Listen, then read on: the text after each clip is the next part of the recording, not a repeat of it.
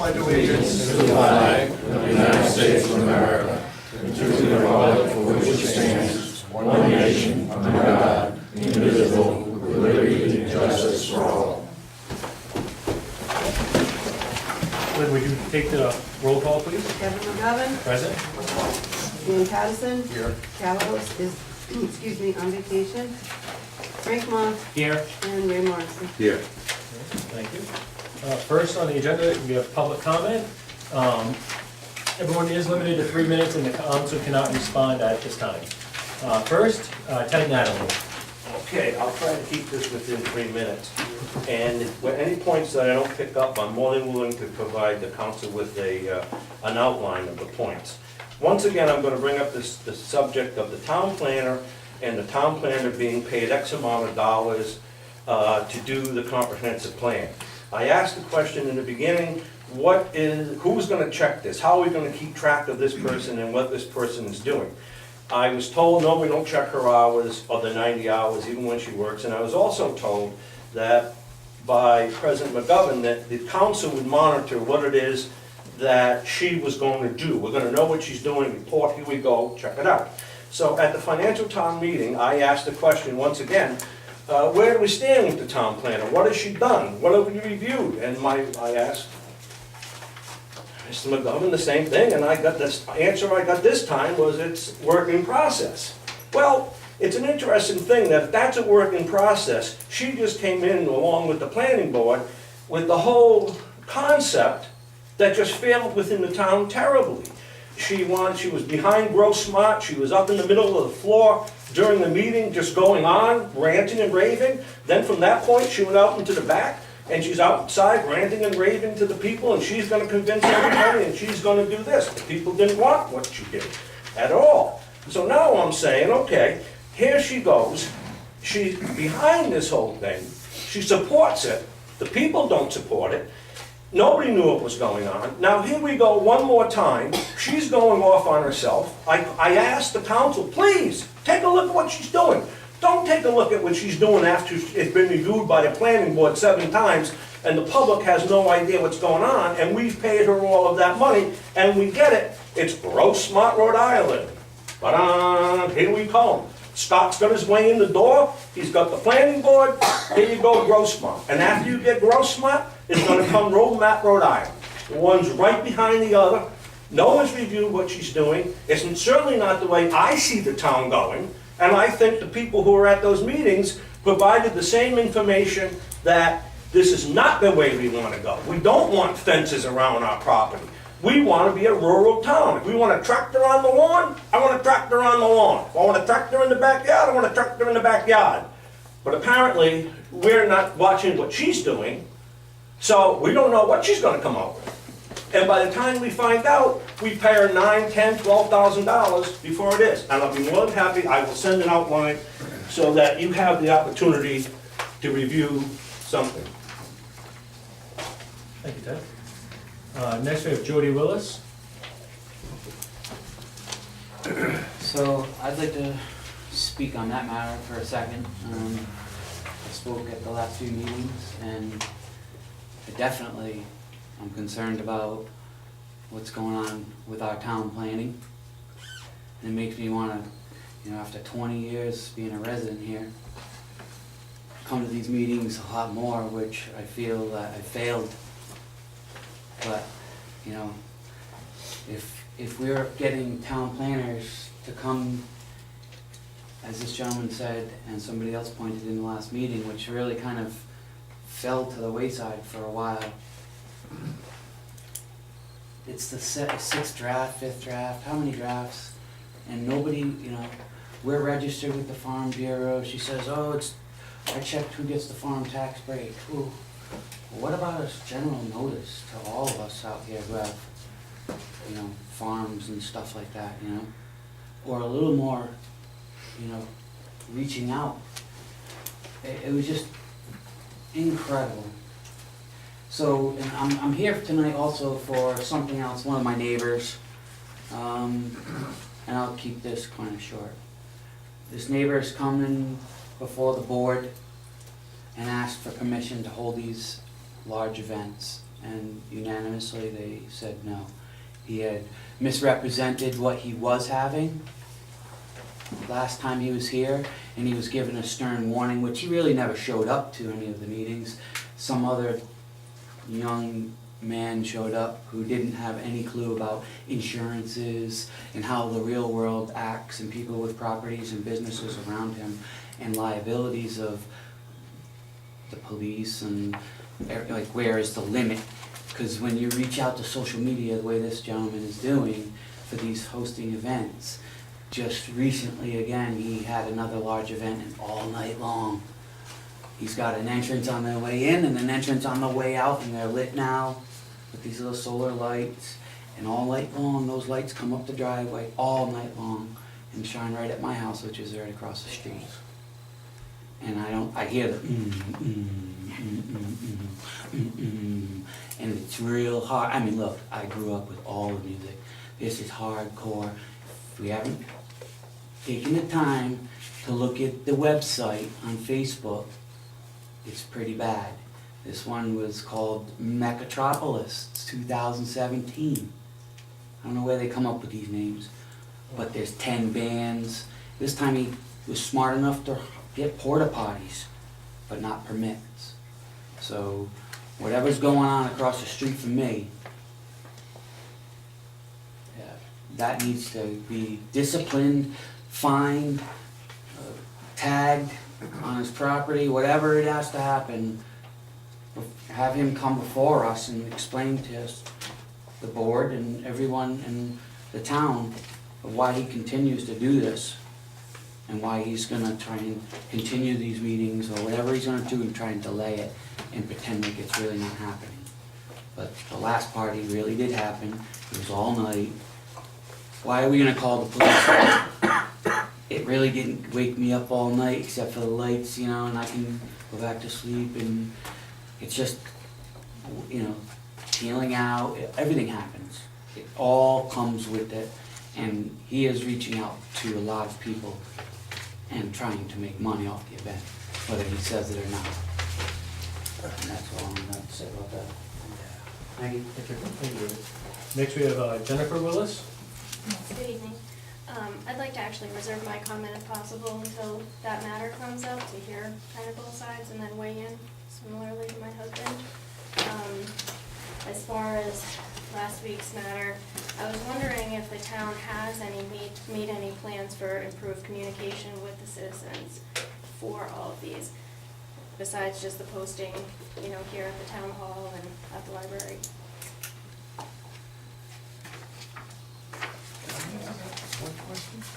They don't have to answer you. They can't answer your question. Yeah, they can't answer. No, they it. can't. Okay. No, I'm gonna answer the one question about postings. The Exeter website, which the librarian is designed and monitored, she is getting all the meeting agendas on there. Probably pretty much when you're putting them on. They are posted on. I send them to her. Yeah, what's the web address, Ken? I've been to the website, actually. Yeah. It's just more of, so yes, the agendas, but even, you know, as in last week or the week before, the ordinances, what the proposals are. It would be helpful if some of those things could be available as well. But she is doing everything, the planning board, the zoning board, the town council meetings, it's just. It's a work in progress. Yeah. Okay. So since that meeting, I put a note on the front page of the website. If you want to get the agenda in your inbox, just email me your address, and you'll get a notification of every agenda. If there's something there that you have questions about, then you contact us and we can fill you in. Thank you, Jennifer. Next we have Holly I. Hello, I'm here, my item is 25. On here I wrote a letter to council to raise awareness on the very large event that happened at 1541 Tenrod Road during Labor Day weekend. I just want to share some of your memories that a lot of us were here last year when Mr. Shikori at 1541 Tenrod Road was requesting a permit to have a large event, and it was in October, right around Halloween. First, so this is the matter. One of the things I wanted to apologize for typos in my letter. One, I gave the misspelling of Mr. Shakori's name and also the wrong house number. I gave the number to my other side, so I apologize for those typos.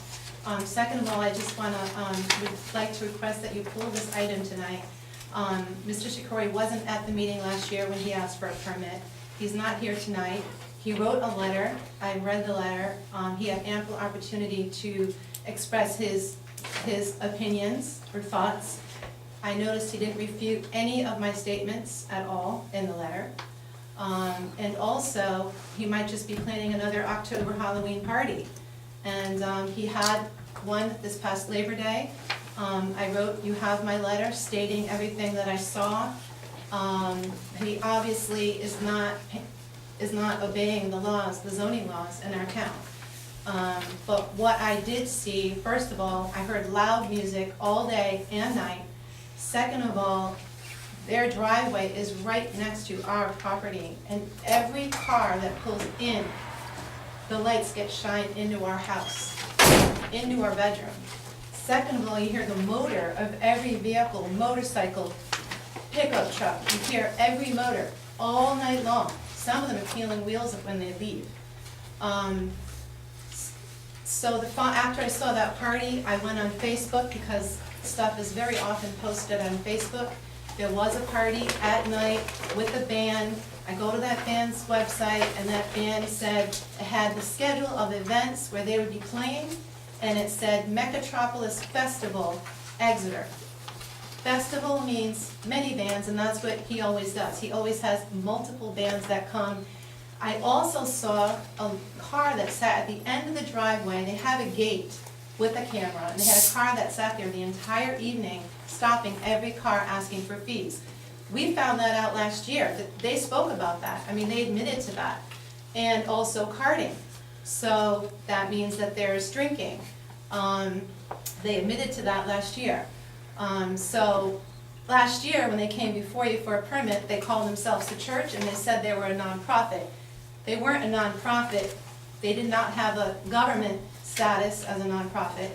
And what church cards people to get in? So I am here, again, I ask you to pull the item for tonight. Thank you very much. Thank you, Helen. Last we have Bill Haas. I need to speak actually about the same thing. I am in a butter to that piece of property. The music doesn't bother me. If they're having a party, they're having a party. I have two problems, really. They came before you a year ago and asked for a permit, and they were denied. And they basically said, I'm gonna do what I want anyway. So that's a problem with me, not basically obeying the law. But the other big problem in my mind is fire. Now, when he first wanted to get a permit a year ago, the fire marshal and the fire chief were up there, and they said what they had was totally inadequate as far as trucks getting in or rescue getting in. Now, alongside of that, there's probably 75 acres that's been cut, so there's all slash laying every place. And this has been slashed for maybe 3 years now, so that's a tinderbox. They've got a big fire pit back by their stage, so they've got a fire going all the time there, and then they've got people camping. You know, all the campsites in the woods there, and they've all got little campfires. If there is a problem, there's gonna be a big problem. We can't get fire equipment in there. And the next thing is, now I know this wouldn't happen on our island, but in some places, there are drugs involved. And people have come in with bags of bad drugs, and there's serious problems. If that were to happen, and I don't, there's nothing to say it would, but if it should happen, we couldn't even get rescue trucks in there. So fire and safety is a serious problem with that situation that's going on now. Thank you.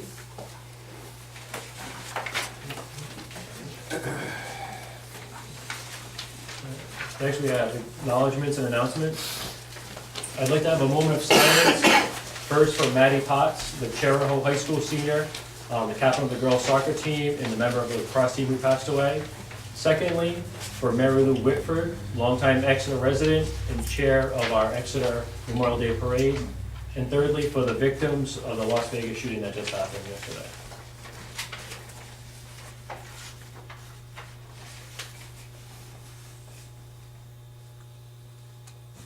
Thank you. Are there any other announcements by the council? All right. Moving on, approval of the agenda order. Is there motion to approve? All those in favor say aye. Aye. Aye. Opposed? Consent agenda, no Reynolds Trust this month. Okay. Are there any reports that you wish to pull? All right. Communications, Dan, we'll start with you.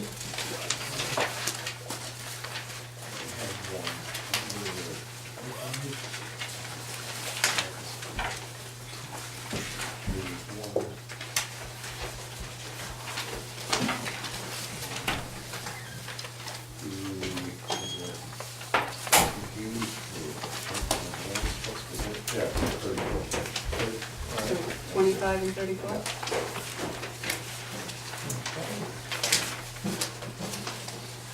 Frank? I'm interested in 25 as well, Mr. President, thank you. Okay. Ray? 42, 43, please.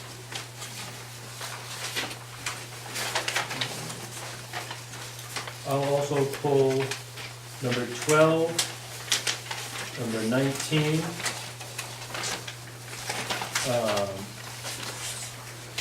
number 33, 34, I was already pulled, and that was the remainder of mine.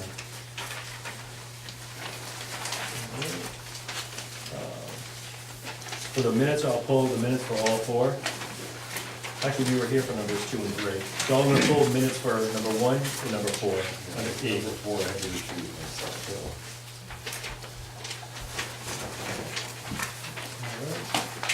Is there a motion to approve the consent agenda as amended? So moved. Second. All in favor, say aye. Aye. Is there a motion to approve the regular council meeting for August 7th, 2017? Second. All in favor, say aye. Aye. Abstain? Abstain. Okay. Then, We can't prove and then, is there I'll make a motion that we approve the special council meeting for September 26th, 2017. Second. All in favor, say aye. Aye. Aye. Moving on, number 7, vacancies and appointments. A, Personnel Board, Conservation Committee, and Economic Development. Nothing yet. Moving on to resignations, any this month? All right. Continuing on, C, appointments, number 1, Juvenile Hearing Board, unexpired term, ending March 2019, beginning date of appointment. We did have a letter this month from the chair of the board, recommending Lori Hauser to be appointed. Is there a motion to appoint? Make a motion to appoint Lori Hauser to the Juvenile Hearing Board for a term ending March 2019. Second? Any discussion? All in favor, say aye. Aye. Opposed? Motion carries. All right. Number 2, the Reynolds Charitable Trust Committee Member, term expiring July 2017. Dan, I think you pulled out communication? We have a letter of interest from Mr. John Hughes, interested in the vacant position of the Reynolds Trust. I'll make a motion to appoint John Hughes to the Reynolds Charitable Trust as a committee member, term expiring July 2017. I'll second that. Any discussion? All in favor, say aye. Aye. No, it'll be for the ensuing term. Oh, okay. Okay. Any, no expiring terms, Lynn? Okay. So moving on, number 8, public hearings continued. Proposed amendment to the Exeter Code of Ordinances, zoning, appendix A, medical marijuana, article TBD, section TBD, and zoning. Appendix A, article 2, zoning district use regulation, section 2.4.1, use category, number 72, compassion center, number 73, medical marijuana cultivation center, number 74, non-residential cooperative cultivation, Number 75, residential cooperative cultivation. Number 76, patent cultivation. Number 77, reserve marijuana cultivation center. Number 78, reserve marijuana store.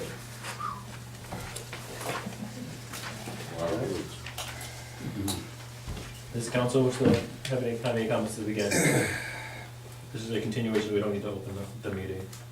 The last conversation we had on this, right, didn't we say that we were gonna refer back to the planning board for more, well, continued, should I say, input from them? Yep, so the planning board, I think, is our turn. Discuss this with us. Are you here for that too, or Chris? I'm all set with it. Okay. I know Chris Palmer from the planning board was here to discuss this from what I understand, so. Yeah, we were just asked by letter, or by memo form to come before you for this, so here we are. There were some items that were contradictory in there, like, what was it, I don't have it in front of me, what was it, herbicides, fungicides, fertilizers, blah, blah, blah, and then you go to another page and you have to have mold control. A few items like that. It's something you take a look at again. I know the guidelines were from the state when we first got that. Yep. Yeah, it looks like a lot of the stuff that was included in this was right from the state. From the state, yeah. Yeah. Yeah, and then I know we made some changes from that joint, special meeting we had with you guys on June 29th. So I know if there needs to be some tweaking on that kind of stuff. So I know when you start applying that kind of herbicide, pesticide indoors, that's all regulated by the feds. So they have a license for that. So I don't know if we were to, I think that's kind of a moot point. But just, so that may be something we need to look at. Like I said, Ashley's here also, town planner. It's regulated. Right, yeah. I just wanted to, I have the quote from you. Want me to read that from what you said, so if we will know what you're talking about? The last meeting, is that okay to do that? Sure. Got a draft, so. We just approved it, so. I agree. Mr. Patterson had a few concerns. Pesticide and fungicides are prohibited in compassion and cultivation centers. Crops cannot be grown in an enclosed area without application of pesticides and fungicides. Mold and aphids? Well, when, like, a normal greenhouse, when you fire a greenhouse up for the first time in the early, late winter, you can just guarantee the aphids will hatch in 6 days, so. So molds and aphids will develop.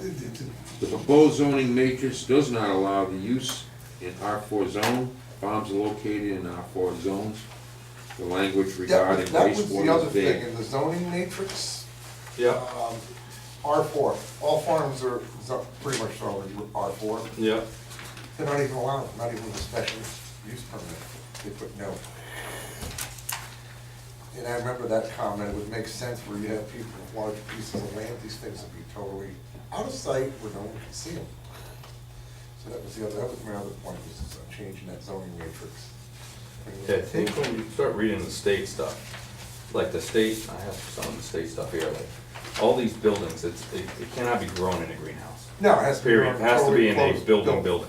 Has to have ventilation, has to have all of your, filters for air qualities, has to be monitored.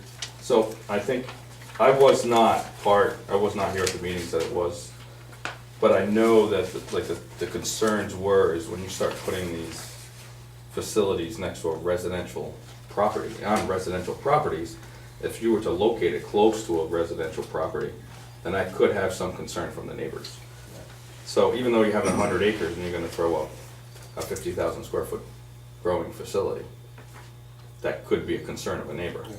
What's what I mean, if it goes under a special use permit, that's gonna get looked at. It could be a possibility. I know majority of the towns do not allow any of it in a residential zone. Only commercial.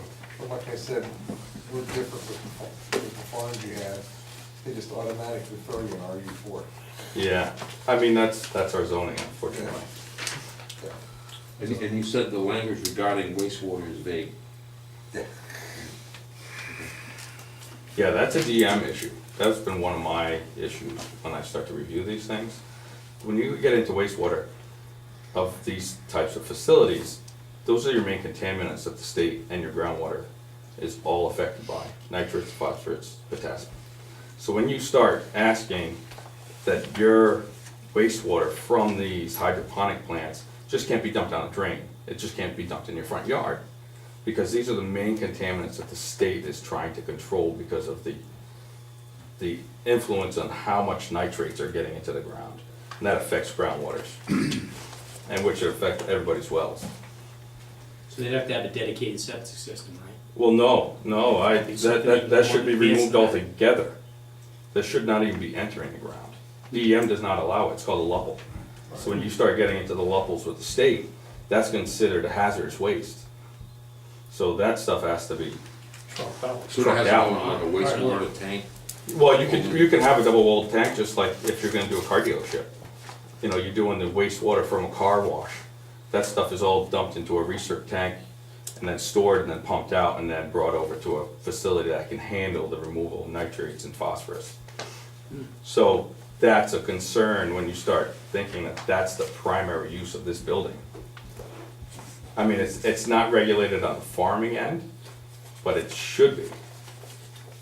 Because that's probably one of your main contaminants of groundwater. So it's no different than a residence, like for instance mine. I've got a pump chamber that holds solids and then wastewater, and you have to have that pumped out. I have it pumped out once a year, but you'd have to have a tank of significant size to hold that wastewater and have it pumped out, right? Yeah, you would have to. It would not enter the ground at all. It's not a septic system at all. No, I understand what you're saying. It's No, I almost understand. like that. The state now has adopted this, Right. the new technologies for nitrates, where they'll start getting into these recirculation tanks, Mhm. and then they'll pump or they'll allow a discharge out to your field, which has a reduced amount of nitrates. So the technology is growing. DEM is growing into that way. A lot of towns are starting to adopt that policy. What are they using, like an Advantech system? Yeah, which then you can And go it's to a not gonna get conventional rid of field. 100%. No, it does not to 100%, it just does a reduction. But since this is just a concentrated form, this is like in a bottle, and you're dumping it in, so the state's gonna review all that stuff. So it could be mute as far as the ordinance goes, because when you start kicking it to DEM, they have very stringent review. Let's see. I was gonna call on the one person who signed up for public comment, Mike Cirillo. Thank you, Mr. President, Honorable Council. So, it's Mike Cerullo, 61 William Reynolds Road. So I want to talk with you from the perspective of someone who's been appointed to the Joint Legislative Commission to study legalization of marijuana, whether to do it, and if so, how to do it. Been appointed on a bipartisan level by the Speaker, support from Patricia Morgan, Lincoln Morgan. So this isn't a political appointment. It's based on, among other things, the past 4 years of working with the issue across all dimensions and domains of medical marijuana.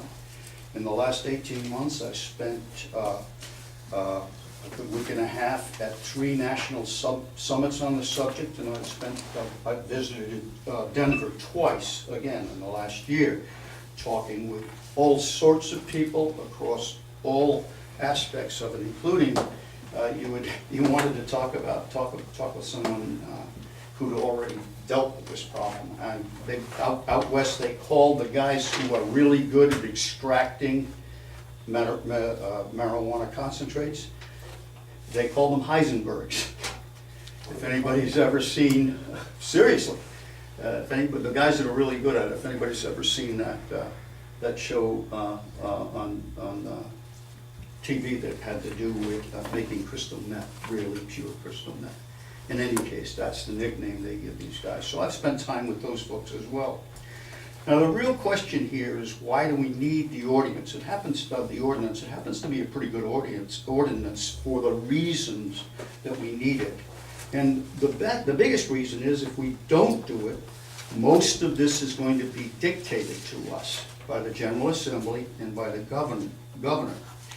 If it is legalized, the reason we gotta talk about it now with respect to medical marijuana is because everybody, including the governor and the sponsors for the bills, have been talking about it with respect to the medical marijuana model will dictate or drive the way we handle legalization, if in fact it's legalized.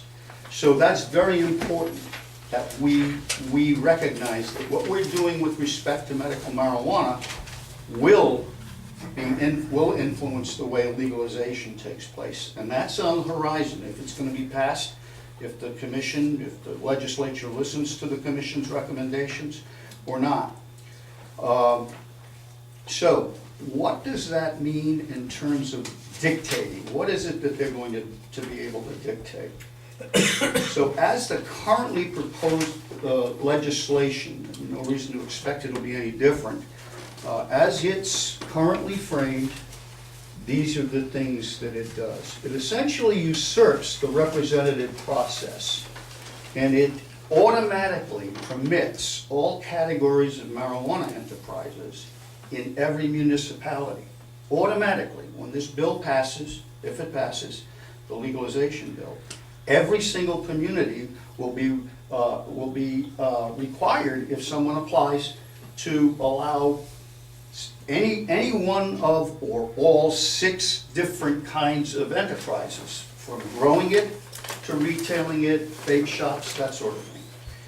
And the only way a town will have any control over whether or not it could go next to the ice cream, a retail shop could go next to the ice cream parlor down at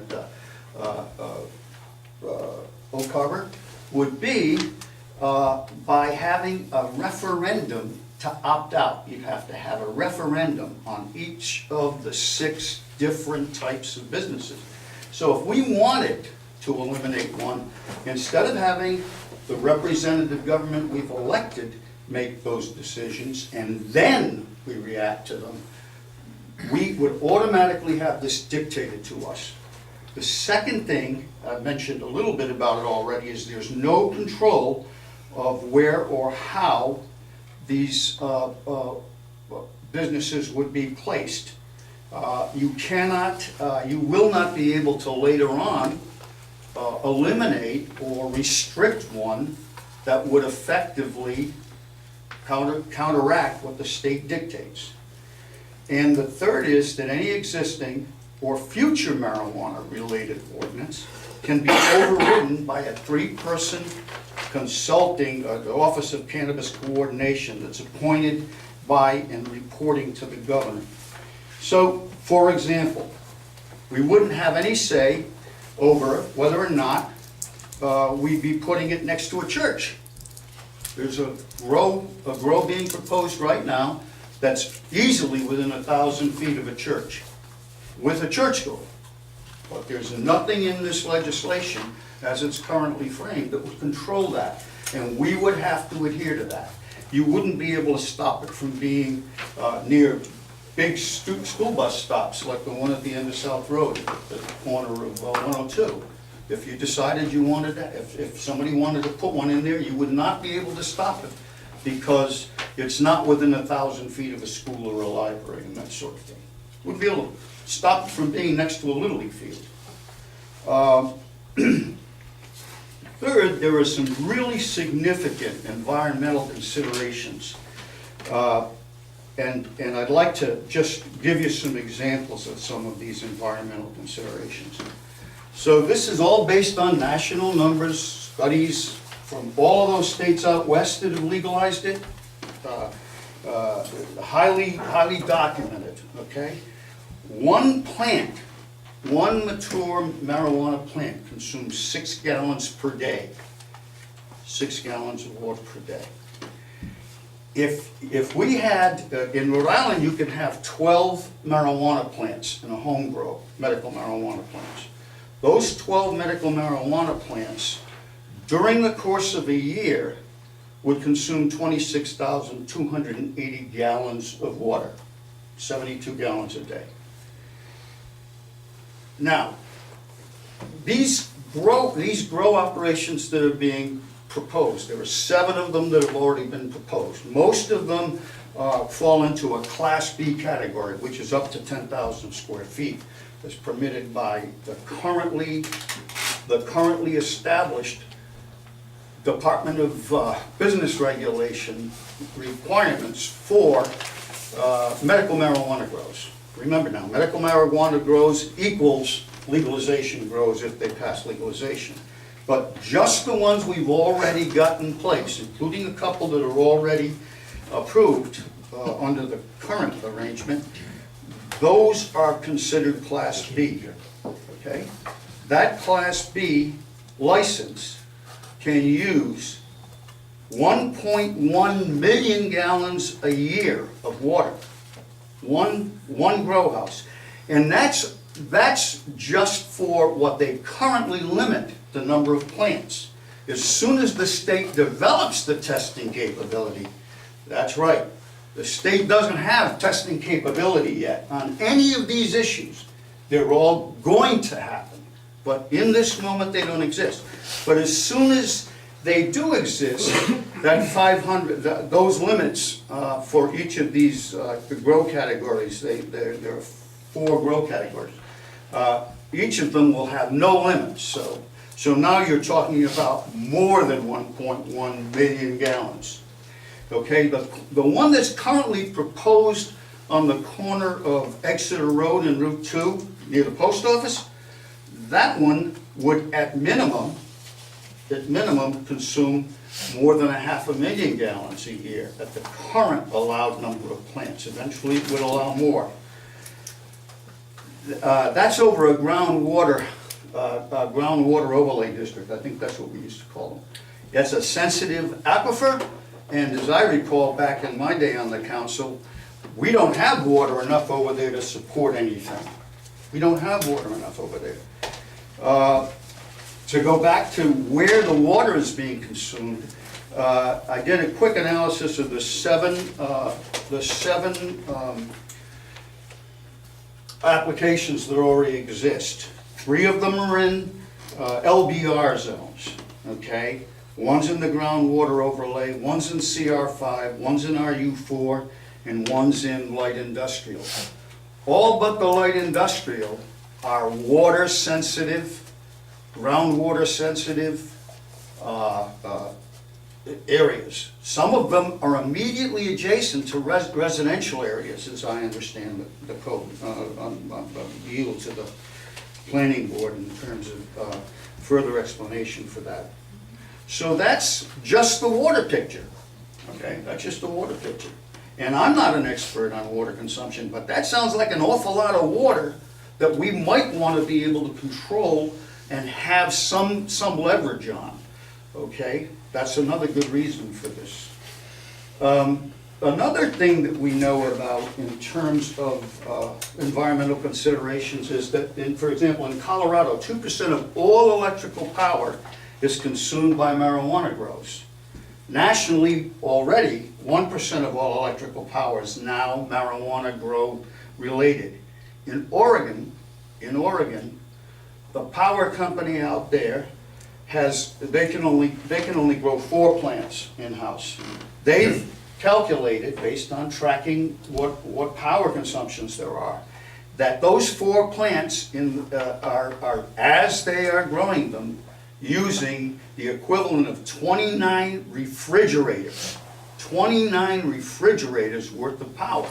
This is all documented. If anybody wants it, I can give you the documentation. Ad nauseum, I can give you the documentation. That means, well, think about that in terms of how many refrigerators worth of power a home grow of medical marijuana, just one of them, is going to consume. And think about the implications in terms of managing and inspecting for the electrical consumption. You talk to any public safety person in the state right now, any town, any jurisdiction, and they're going to tell you that there's an enormous amount of unsafe stuff going on in home grows and in the current collaborative grows. It's really dangerous. So none of that has to, we need to be aware of that. We need to be aware that we don't have the resources in town to do those electrical inspections. Odor control, huge problem out in Colorado. You can't walk a street without smelling it. There's an ordinance that says it's gotta be below a certain level. However, they have had to hire, and I've talked to their marijuana czarina personally about this. They've had to hire inspectors in order to manage just the odor. Again, we don't have that capability in town. Now, let's talk a little bit about pesticides. So this is an area where I'm worried about it from a legal liability point of view. Because if we approve the use of pesticides when they don't have standards yet for them, they don't have standards nationally, the American Chemical Society has yet to establish minimums for pesticide residues, fungicide residues, natural toxins, they're called mycotoxins, or the residue from extracting using BHO, butane, which is a very good constraint we're putting into this ordinance. Not only is it a carcinogen, but that's what blows these houses up. That's what blew that Kinsley Avenue block in Providence up. That built that whole city block that went down in Olneyville was blown up by a BHO explosion. Public safety people all over will tell you that, okay? That's a problem. So we've got liability because we would be essentially endorsing pesticides, going back to the pesticide thing. When you look at what the state medical marijuana regulations say, they say that you can use them as, they have to be labeled for use on all plants, including, and they have to be for bedding plants, unspecified crops. So I have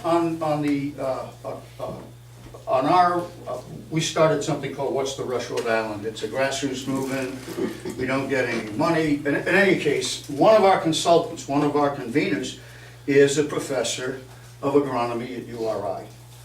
And when I shared, while we were trying to get the state to listen to us in terms of what they established for medical marijuana regulations, we reviewed it, and then she reviewed it, and then she made a recommendation, and she said that given that there is no attempt to make sure that pesticides being used on marijuana are safe, it makes more sense to require growers to use products labeled for use on leafy greens or herbs, in other words, food. But the way it's set up now, it's for any plant, it's not safe.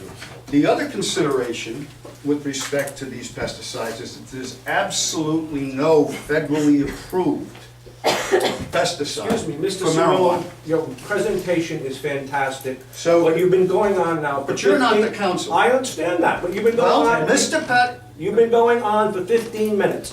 The town council says that on what they're talking about, there is a 3-minute limit. You have gone on for 15 minutes. Your points are beautifully made, but you're in violation of what the 3-minute town... revolt is for the opening public. I understand. I have some questions. The 72 gallons per plant, 72 gallons a day for 12 plants. is that hydroponic or soil? It doesn't matter with hydroponic or soil. I've got the same. Well, Mr. Patterson. I grow in greenhouses, and I don't know where they're coming up with that figure. There's no way in hell do I use that kind of water. Well, I can show you the Plant's a data. plant. I can show you the data and soak in that professor that's in our organization. I don't have it I'm not even here. gonna get into insecticides, because there's organic, there's beneficial bugs, and I made this statement at last month's meeting. We don't know what kind of beneficial bug you can use with weed, because we don't know what kind of effect it'll have on them. So, I mean, it's. So in Colorado and out west, and this is an article from High Times, a marijuana industry publication. I'm not gonna read the whole, I'd be happy to read the whole thing, but I'll give you a copy of it. Give me a copy of it, because it makes no Dr. Land sense. says the same thing. There are no products that are certified by the Environmental Protection Agency that are reasonably safe for human consumption. Because of federally illegal status of cannabis, no such certifications can be made. So again, when we say it's okay to use a pesticide, until there is an approved one, we are essentially endorsing the use of one. And that in turn will put us in liability. Also, there is another whole requirement that needs to be met. You were talking about wastewater disposal. There's also the pesticide disposal into the ground. We had a thing called Tembacare a while back, didn't we? 25, 30 years ago? It raised hell with our land as well. So we need to be really careful right now, and that's why this ordinance right now is important. It can get changed later, but if we don't do some establishing of standards now in terms of what we want in Exeter, we won't have any ability to push back on the General Assembly if and when they establish and dictate this stuff to us. We need to do something now. That's my case. And I'm happy to provide any supporting literature, any supporting research studies. I have them all, pretty much. You know, we're gonna have this major legislative commission, okay? We're gonna have this major legislative commission, and the senator knows how this works. And we're going to have people from all over the country who are experts providing this data in an open, public, nonpartisan way, and then we can make some sense out of what we might want to add or subtract from this ordinance. But we have zero right now, and what the planning board has already come up with is pretty damn good based on what I've seen throughout the country and here already. I'm sorry, Senator. Oh, no, Right. actually, it was Councilman I'm sorry. Morrison that had a question. But I have a question too, but go ahead, Ray. Wasn't there a reason, litigation that the town had lost because they had kind of bucked the states? I think they blanket said no. Yeah. Well, the background on that is, Well, I was gonna ask this question real quick, just. Go ahead. Related. Go ahead, finish. Go ahead. they tried to limit to two the number of plants that could be grown. So it was a very drastic reduction. And they were insisting that the patients in town report their cards to the police. That whole need has been obviated because last year, the General Assembly passed legislation that allows the Attorney General and local police departments through the Attorney General and the Department of Health to know what they need to know in the event of an emergency, or to be able to inspect properties. Westerly's got a very good ordinance as well in that regard. So they haven't come after that kind of ordinance. It's the patient people who are looking at it from the standpoint of HIPAA regulations, which I live with every day because I'm a psychotherapist, and because of them severely limiting what the General Assembly had already passed. 12 is a lot, but nonetheless, that's the law, and that's why they got pushed back. If that helps, Mr. Morrissey. Yes, sir, thank you. Right. Thank you, Mr. President. Thank you for your testimony, Mr. Cirillo. Very, very intense, that's for sure. So, in your opinion, you think most of your concerns that you spoke to us tonight have already been addressed in the ordinances? The ordinances listed here tonight that the planning board has already taken up? I mean, have you met with the planning board? Have you discussed with them your concerns as you have with us tonight? Not directly, other than through the earlier process. I've discussed with Ashley at one of the conferences, okay, what was going on. I provided copious amounts of material to the council in various forms, sample ordinances that I received through the AG. We've actually had the AG has been willing to come to a meeting, but we never had one that she could attend. The woman that's the the lead person for the Attorney General's office. So I would say that we've had an opportunity to provide some solid input.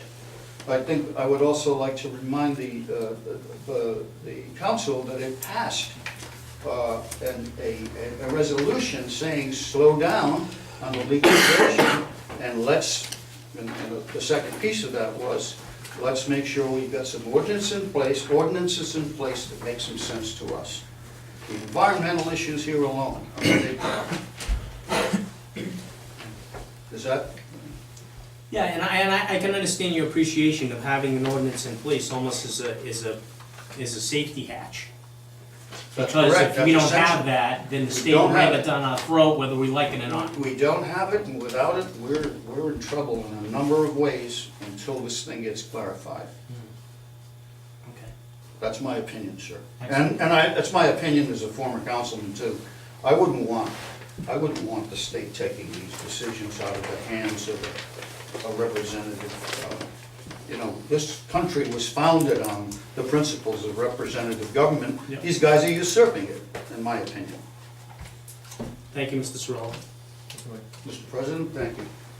Ashley, town planner?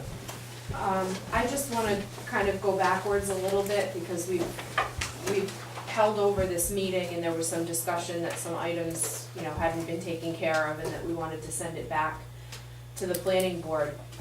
We drafted this ordinance by doing research. We looked at every ordinance out there that already exists and we came up with something that we thought covered what needed to be covered in Exeter.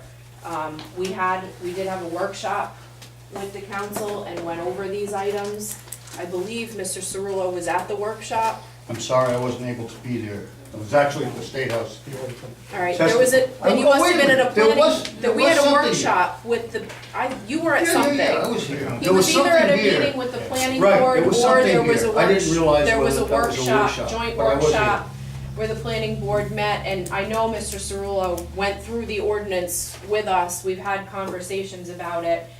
The situation that we currently have is that I have, like he said, he came and looked at all the applications, and I'm getting new inquiries about this regularly.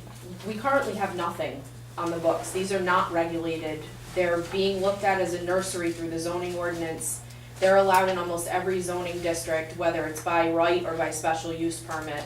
The planning board is doing the best they can through the development plan review process, but we don't have an ordinance in place. I have another person who just came in to ask about a new facility. I mean, we have 7+, you know, I don't know how many more coming. We tried to, you know, to cover everything that we could think of, and I understand, you draft an ordinance and you put it into place and you find certain things don't work right, or a year down the road, something else happens, the state comes out with new guidelines and things have to be amended and tweaked. And if there are certain items that are of concern, you know, we can amend those now at the public hearing. I would ask you not to hold this over, not to send this back to the planning board. We did a lot of research to get to where we are. We're not saying that this thing is perfect, but we're running unregulated at this point. And I'm gonna keep getting applications whether you pass an ordinance or not. And the planning board is, like I said, doing the best that they can without any guidance. So I would ask you to consider, you know, if we can work out whatever those few items might be, you know, now at the public hearing, if we need to address the pesticide issue, if we need to look into it further, we can always go back and amend the ordinance. We're happy to continue to do research and look into specific issues for you and come back to you with recommendations, but holding this ordinance over continues to put us in a position of not having any regulation, and these applications are just gonna keep coming. They have not slowed down, if anything, they have increased. So why is the burden upon you to approve an application if we haven't approved the ordinance? Because the zoning official decided that they are categorized as a nursery. He made a policy decision, and he interprets the zoning When you're growing a ordinance. plant in a building, I- it's actually a type of farming. I understand, but there is no regulation for them, and That's this where is my not other the concern same as just come up growing again Christmas with the trees. insecticides, where Mr. Starillo says, we're liable if we don't regulate pesticides. Now my antennas go up. What next? If I'm growing corn, the town's gonna come in and tell me I can't use pesticide? I mean, that really, I'm sorry, Mike, but that's the way it comes across to me. I understand. When the town starts telling me, doesn't matter if we're growing weed, corn, or pumpkins, when you start telling me how to grow my plant, that's a problem. And like the water usage, I totally disagree with that, especially in a thoroughly enclosed building, unlike a greenhouse, where you don't have the sun beating in and it's 110 degrees in that building. I just can't, the water usage, it doesn't make sense to me, so. And my other point is in that matrix with the RU4. We don't have a choice. If the person comes to me with a zoning certificate that says that it's allowed by right, we don't have the ability to deny the That's what I'm saying, there's just a few things application. wrong with this ordinance. And like I said, with Exeter, all your farms are RU4, 50 acres, 100 acres, 200 acres.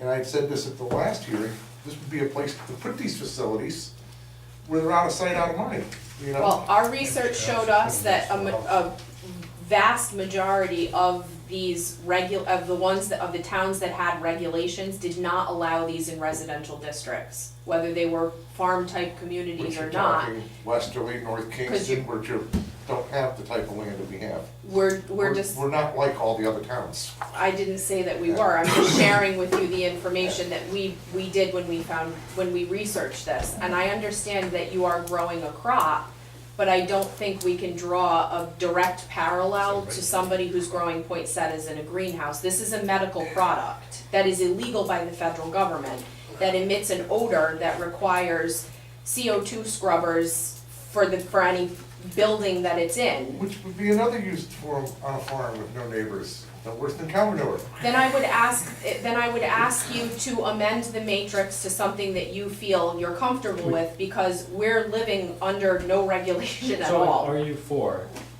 They have no, it's not allowed. only for a non-residential cooperative cultivation, so if we change that to an S, a special use, So it's, the- because we still allow patient, we still allow residential, so for your own use. So, But a non-residential, so a business entity in an RU4 would have a special use. Well, there's no difference if you read the definitions. Yeah. You have a non-residential and then a residential. Now, non-residential means you're growing it in a non-residential zone. A residential means you're growing in a residential zone. and So I to do, have a non-residential in a residential's Would mute at make that point, sense. of course it's a no. and Because also, it's not a business zone. I wanna let you know, the gentleman who is, can't say he runs the program, but he's, one of the top guys at DBR for the medical marijuana program, reviewed our ordinance, commented back to us on the ordinance itself. We incorporated his comments, and he left us with, I think you guys have a really good ordinance.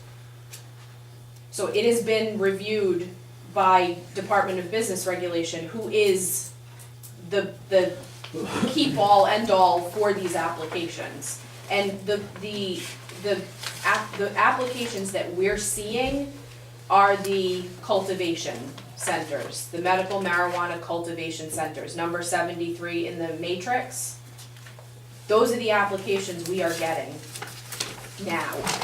He brought up the point in the, groundwater overlay that there is no, we don't have any control over that. Well, in here, we've put that as a special use permit if you're in the groundwater overlay. We've tried to rein some of this in and be able to look at these applications with some regulation behind us. Because right now, the only thing we have is development plan review. And really, the only thing that lets us look at are things like parking and lighting and traffic and those types of things. So we're dealing with these with one hand tied behind our back because we don't have an ordinance that specifically looks at this use. And this use is a unique use. It is, I understand you're growing plants, but there are some things that go on with the growing of these plants that don't necessarily happen with the growing of all other plants. It's a medical product and it is not legal by the federal government. And that's what we're dealing with. And there are people who are coming in and doing it in soil or some type of media, and there are others that are coming and doing it doing it hydroponically.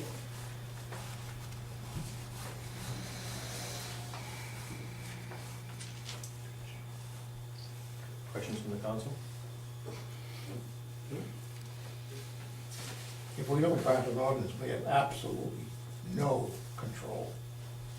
None. Like I said, I just got problems with a few items. Which ones did you? A few items can be amended at So some which point. ones, instead of just sending it back again? Number 8, delete that. I mean, that's what I mean. The next thing, we're gonna come in and tell someone in the greenhouse, you can't use that on your poinsettias, you can't use that on marigolds. That should not even be there. Well, if that's what you need to do it, so we get Yeah, some kind of that's an what I'm ordinance saying. to work with. Alright, so we. Because when you go and try to find it where it contradicts it in here, you're not allowed a fungicide. Then you go over to here, area used for growing shall have proper ventilation to mitigate the risk of mold. Ventilation alone doesn't do it. Every now and then, you gotta spray a fungicide. It's, Change it the way you think it needs to That's what I'm be saying. changed, and give us something we can control the Alright, rest so we're with. removing alright, so you wanna take out all the pesticides? they've got it everywhere. Alright, so, On the next One, page too, two. boom, right there. okay. Anybody that has a pesticide license doesn't know what the aggravation is until you've had one. I've argued with them over using an organic product. So if we remove the 4, 1, 2, 3. All that stuff is regulated by the DPR anyway. So if we remove the 4 sections of EPA and the state. fungicide. Yeah, and the Department of Business Regulation has their own regulation about what kind of pesticides that they can use anyway, so. And like I said, I don't know if you can use beneficial bugs on weed. My only concern is, they call it farming, but when you take a product and you put it in a little baggie, and now it's a prescription, now you manufactured something. That's on my level. So that's my only concern. And Or if you sold it as a live plant. If you wanna take the plant, There you cut it go, down and bring it there you go. somewhere, and they wanna manufacture it to the prescription form, So is there that's any farming. from the But council? until you put it in that little baggie, that to me is your manufactured product. so that's another point So- that I wanna bring up that Chris raises, is that we're talking about manufacture, and under the definition of a cultivation center, manufacturing is part of what's allowed, which means that the facilities that grow Just the the confections. marijuana can actually process the marijuana and be extracting the THC and then selling that product to the compassion center. So this is not just about growing plants. This is a lot more than growing plants. It's the full process. It's the whole Yeah. process. They may be stripping those plants of the marijuana bud and then using, under this, you can't use butane, but they may be using some kind of pressing or other solvent to extract the THC out of the plant. That's happening in these cultivation centers, so we're talking about more than just growing a plant. Now, compassion center is where they're gonna buy it. Yes, That's where they're gonna buy it, yeah. and those I are can see that being regulated, no in an RV4. those are regulated by state law, there's only 3 allowed right now, and the law has not expanded that. But we, in anticipation of the law allowing for more compassion centers, included that in our ordinance in case they do. Okay. Any other changes, council? Now, on wastewater, who sets that, DEM? Well, So, that's something DEM does regulate when you make them go before them. right, so that's one of the issues, that we're Yeah. seeing 2 types of applications. We're seeing cultivation centers come into existing buildings that already have their infrastructure in place. They already have a well and they already have a septic system. So the planning board has been dealing with that by making the applicant provide information as to how they're going to dispose of their wastewater. We had one gentleman who said he was gonna put it into barrels and have a company take it away, as opposed to dumping this wastewater down the Well, drain. that's the other thing, when you're growing a plant, if they're doing hydroponic, you're circulating a lot of water. Right, If you're doing soilless media, we call it, it's basically peat moss. we're using the injection methods, because it uses a lot less water. You put a little prong in the bucket, turn it on. So, Yeah. and we can't tell them how they're gonna grow it, That's so what I they're. mean, when you're doing it that way, there is no wastewater. Well, the gentleman who said he was gonna No, have his there is- wastewater taken away. There is a did- contaminant when you start removing the soils. DEM will regulate you on that. Did say that he is Yeah. going to have wastewater and he understood, you can't just dump that stuff down the drain. So he agreed to contain it and have it taken Sure. away. The other issue that we're gonna face, because we now have one application and another potential application, is brand new buildings that have no infrastructure. So they're going to be installing a septic system, and we're waiting to see how DEM is going to respond when they go up to DEM for the installation of a septic system, and they tell them it's for a medical marijuana facility. We don't know what DEM is gonna require of them or what DEM is gonna do, because it's obviously, it's different than, it has to be handled differently than a traditional septic system. It's going to have higher volume of nitrogen, elimination. right. It's just gonna be a sand filter or something. We don't know, we're waiting to That's see. as close as you're gonna get to getting nitrogen out of this new high-tech Well, system. we don't know how DEM is gonna regulate these. I don't even think a sewage treatment plant gets 100%, do they? Well, no, the problem now is the potassium and phosphates. When you get that stuff into water bodies, water surface, the only way to actually take it out is to remove it. Nitrates can be turned into nitrate, and that's a chemical process that can happen in the ground and through, like you said, the sand filters. When you start getting into those other contaminants, all the sewage treatment plants have now come up to code by removing potassium. That's been a huge upgrade in the whole state. So Which is every, salt. well, the problem is when you get it into the streams, the plants turn green, it makes it grow taller, faster, but then when it dies, it just sinks to the bottom. So the more you add, it just builds. Nitrogen's a little different. You can convert it. Those you can't. So that's why they're trucked out, because I was actually on a big project in North Situate when they just millions and millions of dollars to create this one little centrifuge thing that they can remove it. So DEM will remove it, will review that stuff on the levels. I mean, that's just a level, that's what they call that. It's a use that's going to have an environmental impact that's not approved by the state. So they're gonna regulate it. It's whether we gotta push them to the state so they can get that review, in the right hands of the environmental engineers to come up with a solution. We as a planning board, I can't tell them how to do it. They gotta come to me with it. Any other concerns? Hearing none, I'll make a motion that we close the public hearing. Second. All in favor? Aye. Is there a motion regarding the proposed amendment before us? I'm just gonna make a motion with the changes. All right, so I'll make a motion that we approve I'll approve the proposed amendment before us, as amended to remove, under compassion centers, line 7, under medical marijuana cultivation center, line number 6, under non-residential cooperative cultivation, also number 6, under residential cooperative cultivation, number 6. That's it. Is there a second? Go for it. Thank you. I second, you second. I'll second. All right. It's all right, have to look at it. All right. Is there any further discussion on the council regarding the motion before us? Hearing none, call for vote. All those in favor say aye. Aye. Opposed? Motion carries. Moving on, public hearing number C. Outdoor entertainment license application. Friends of the Exeter Public Library applicant to hold Exeter Fall Festival fundraiser for the Exeter Public Library, Saturday, October 14th, from 10 a.m. to 3 p.m. at the Yager Valley Ski Area, 160 Yager Valley Road, Exeter, Rhode Island, to include hay rides, music, and family entertainment.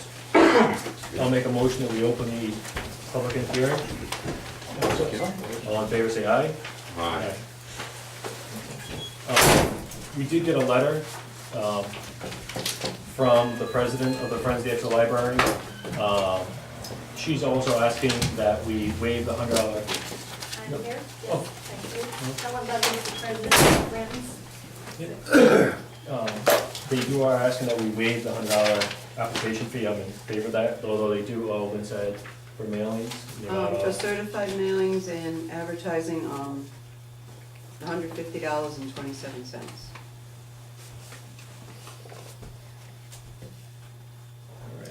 All right. Council have any questions before we call public? All right. First, we have, yep, signed up first. Yep. Then you should say regarding your event. You want to talk about it to the public, explain what it is? Yes, it's the fall festival we're having at the Exeter for the public library, and it's at Yagowski area. And we, like I said, we have hay rides, and we're gonna have family entertainment. We'll have some music being played and some performers under the tent, all of it behind Yagu. And then we have the hay rides out front. So, we've had this in the past, we did not have it last year, but we've had it 2 or 3 times before that, same thing at the library, at the festival for the library. Any questions for us? Anybody else from the council? No. All right. Thank We you. appreciate your attention, thank you. Next, we have Diane Allen. I just wanted to say I've always participated Oh. in the event. It's a great event, it's especially good for kids. There's so much for kids to do. And I encourage you, if you've got kids or grandkids, to bring them on down. Thank you. Does a magician make the people disappear? Hopefully not people, but something.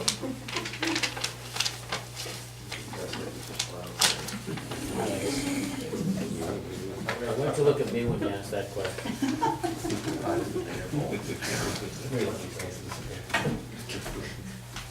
All right. Any no further comment? I'll make a motion that we close the public hearing. Second. All in favor, say aye. Aye. I'll also make a motion that we approve the outdoor public entertainment license and that we waive the $100 application fee, subject to the mailing being paid for. So moved. Any discussion? Hearing none, all in favor, say aye. Aye. Opposed? All right, motion passes. Thank you. Pleasure. Number 9, new business, personnel issues, labor negotiations. There's a personnel issue that's going to be addressed in executive session. It was left over from last executive session, I believe. Okay. Number 9B, Department of Emergency Management awarding a bid, the emergency backup generator. Do you want to put this in as these ones?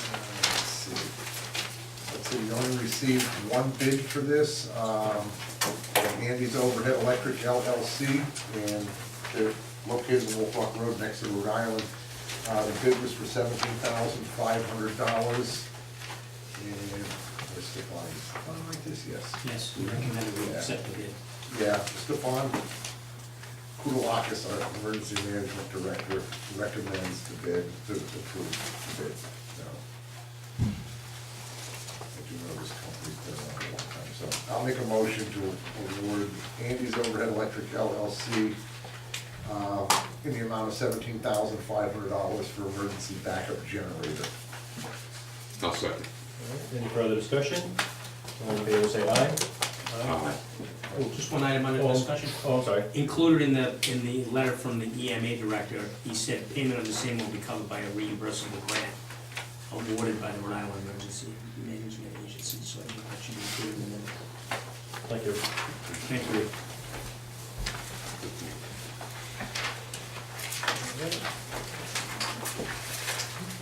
Item C, National Grid pole location fishing, Stony Lane. This is a communication, number 12. You guys have a letter from National Grid requesting a pole. Stephen reviewed it on Public Works and recommends that we approve. So, do we need to take action? Is there a motion to approve? So moved. Is there a second? I'll second. All in favor, say aye. Aye. Opposed? Motion carries. Number D, the Town of Exeter Stakeholder Advisory Group. I asked Lynn to put this on there, so in the past, when we've created an advisory group, such as the transfer station, once they've completed their work, we do need to formally disband them, if we so choose. That's why I added that on there, so if we want that advisory group that came up with the farm and forest ordinance to be disbanded, this would be up for the us to do so.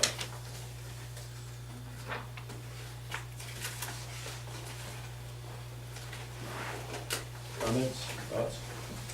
Well, I guess my question is, it says stakeholder advisory group, so that's essentially a study commission that was particularly put together for the transfer commission. It doesn't mean that it couldn't be put to use for another town department, correct? Only, but if we disband it, then we'd have to reassemble another advisory group? Correct, I think this one actually had the specific directive for that ordinance. I see. So, I mean, we could keep them as they are, Mm-hmm. and then change their directive if we want to use them for a different advisory group, correct? Okay, I understand. So you want a motion to disband? If that's what you guys would wish to do. Okay, I'll make that motion. Is there a second? I'll second. Any discussion? I'd like to thank them for their service to the town so far, and then hopefully they sign up to do something else, sign up for another committee. There's one in the audience too. Thank you, Liz. Pleasure working with you. Okay. All in favor, say aye. Aye. Aye. All right. So that, they're disbanded.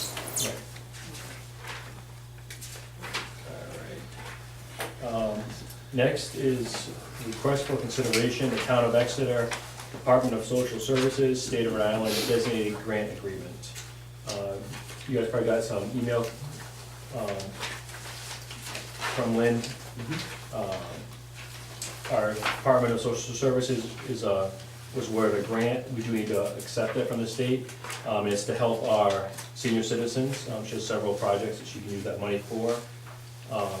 Again, this is money coming from the state in the amount of $1,554.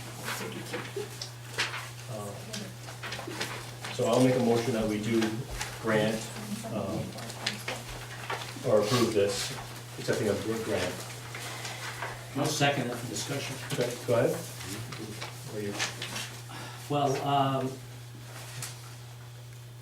our director had several ideas, I guess, on how to use the money. Do we want to pass this at her discretion to use the money, since, in her own words, we don't actually have a senior citizen community center?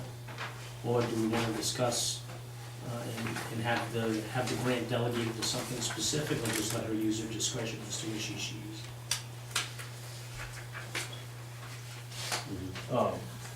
I would continue on the same line. She has reached out, said she's brainstorming ways to help our elderly, and she submitted the paperwork. Right. And then she said, the detachment come through, Lynn, the specific projects. Yes, if you look on the back 2 pages, the actual projects that she was requesting are delineated here, so it's not, Yeah, so do you want that included in the motion? yeah, I think it's as Right. as the grant as presented. Okay, I'll amend my motion. okay.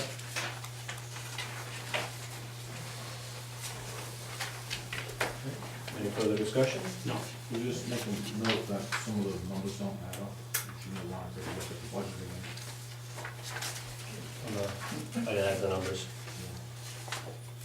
The numbers don't add up with regards to the grant that she's receiving, you mean, Ken? Total project cost $6,600, designated grant $100, other funds $6,000, so that's $6,100. Well, the way I understood it is the grant was in addition to the line item that she receives in the budget, right? Yeah. Yeah, it says list all of the sources, it's still, Right. that's up for 6,500, not 66. Oh, yeah. There was just a few little odds and ends.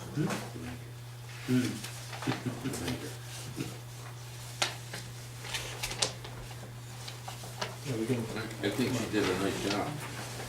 what she did with that 1,554 hours. Absolutely. Span it out and Found a way to be able to help the way our she, extra yeah, residents who are budget summary limited. for that money, yeah. Yep. Okay. Call the vote, all those in favor say aye. Aye. Opposed? Motion carries. Number 10, unfinished business, historic preservation and historic cemeteries. Mr. Ken? Nothing new. Okay. Item B, request of emergency management director, approval of the memorandum of understanding. You just let us know that we could remove that, or is Yes. you spoke with him? No, I haven't spoken to him, I guess that's a big giant packet that finally came. No. That was No. Hopkinton's. No, he Ours is said, coming from what, westerly or? It was like, so to move infrastructure or Yeah. between them, but he had said it's that the person. the debris Hurricane management debris, yeah. Yeah. for storms, but the person he needs to meet with is now in, spending Texas. his time in Texas and Florida, so Oh. it's gonna be a while before Stefan can meet with him, so he said remove it for now. Okay. He wants us to take it right off the agenda. So you need a motion to remove. I'll make a motion to remove request of emergency management director East upon Pudalaka's approval memorandum of understanding. I'll second. Any discussion? Hearing none, I'll make a call the vote. All in favor say aye. Aye. No, opposed? Motion carries. Item C, impact fee study, request for proposal. We have Ashley's draft, and Jim reviewed it, has comments, I have comments, we're gonna get back to Ashley with our comments for revision. Okay. We'll leave it on there for now. Yeah. Item D, introduction, consideration, possible action, ordinance regulating certain secondary agricultural uses and activity. Jim? Yeah, my understanding is that the legislation that this was to address or to be considered upon passage has essentially been defeated. However, the General Assembly is still in recess, technically, so I think it's probably prudent to leave that on just in case something unusual happens up at the General Assembly and that legislation is revived. If that is, then we'll be ready to move quickly. If not, then we can remove it. But I say carry it once again for one more month on the agenda. Okay. Item E, introduction, consideration, and possible action, proposed amendments to the Exeter Code of Ordinances, zoning appendix A, article 11, renewable energy, section 11.2, wind energy conversion systems and zoning, appendix A, article 2, zoning district use regulations, section 2.41, use category number 79, wind energy conversion systems. Do you have anything new on this? or- It's- I don't. For your consideration, if you're ready to move forward with it for public hearing. Actually, that's it, right? It's ready for public hearing. Yeah, we presented it and gave it back to you. The planning board has worked on it and given it back. Council wish to move that to a public hearing? Do we not have to do a work session then? I don't think so. We probably move to November. Busy month next month? We have licensing and everything, but Oh, licensing is it due for the November, or for the December meeting? November, Oh, we it is do it November. on the November meeting. Okay. Okay. Do we have any other Still- public hearings scheduled for November? I don't think so. This is where, no, on December, the moratorium's still active. Do you have the end date on that? Summer. December. So it makes sense. Coincide the two. Except if you don't pass it and your moratorium ends, you'll have to extend your moratorium. So we can have a second. They'd have them both on the We agenda. can keep them both on the agenda at one time. Okay. What was the motion? Oh, there hasn't been made one yet. Just discussion of what we're going to go to a public hearing. So I'll make a motion that we move the ordinance before us to a public hearing to be held at our December regular meeting. I'll second that. Any further discussion? Hearing none, all in favor say aye. Aye. Aye. Yeah. Next, we have Gardner Road. We don't have any updates on this. Can you take it off or leave it on, Jim? I don't think there's anything before the council, any kind of concerns that right now, there was some issues last month, but I haven't heard. quite frankly, we just did our research on Gardner Road, I think I reported last month. I'm satisfied that it's clearly a town road, and it's a public road, and it has been since the 1800s, and so we're prepared. It was actually a good exercise to go through because we amassed a number of, a lot of data that supports that, so including a joint study that was done in 1993 that basically shows the existence of stone walls on both sides and the like, which is all good evidence. So I'm confident that what Steve has done so far is perfectly legal and supportable if ever challenged. I'll make a motion that we remove Gardner Road from the agenda this time. Any further discussion? All in favor, say. Oh, right? Okay. Frank? The only recommendation I would have is, I don't think it was last meeting, it was the meeting before, when we had a lot of residents that were still concerned about not so much the amount of traffic, but the speed of traffic. Mm-hmm. And I had suggested that maybe we have some type of correspondence with the state police I already did. and or the Richmond Police Department, to Okay. make sure that we together coordinate our efforts to make sure that that road is patrolled on a regular basis.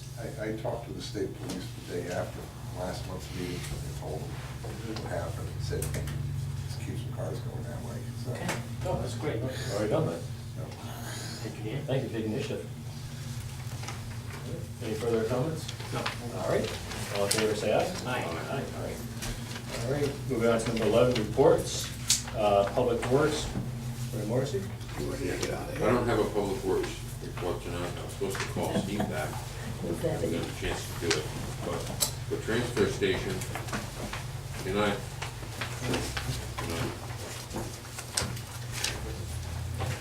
for transfer station, if you haven't renewed your sticker yet, you need to do that because they will turn you away. And I've been down there before where they actually do that. Stuff in their vehicles and they turn them away until they get a sticker. So they're on top of that. And, so, you know, otherwise it's a pretty smooth operation down there. I guess if anybody ever goes down there, pretty social place too, I guess. For animal control, we have like 13 kitties down there, I think, and eight kittens. If you like cats and kittens, then we want to go to our animal shelter and might think about adopting even perhaps one of our dogs. On that note, I'd like to maybe discuss something that you had brought up when you talked about the stakeholders advisory group, and I had mentioned it to you, that perhaps maybe, we're seeing, Steve's not here tonight, but obviously, but we're seeing a rise in vet bills. I see that on the bill sheet. We get weekly reports from Dina Dolan, the animal control officer at the shelter. And I thought that maybe, perhaps we could have maybe a study group, like I don't know if you meant that or not, but have maybe a study group that could go into the shelter and maybe think about maybe streamlining, or perhaps, like you have mentioned, maybe other ways of getting revenue in that would keep out of the red and keep the budget out of the red. I know it's in the general fund right now. We don't have the animal shelter fund anymore, but maybe I wanted to throw something up by the council tonight. I know Cal's on here, but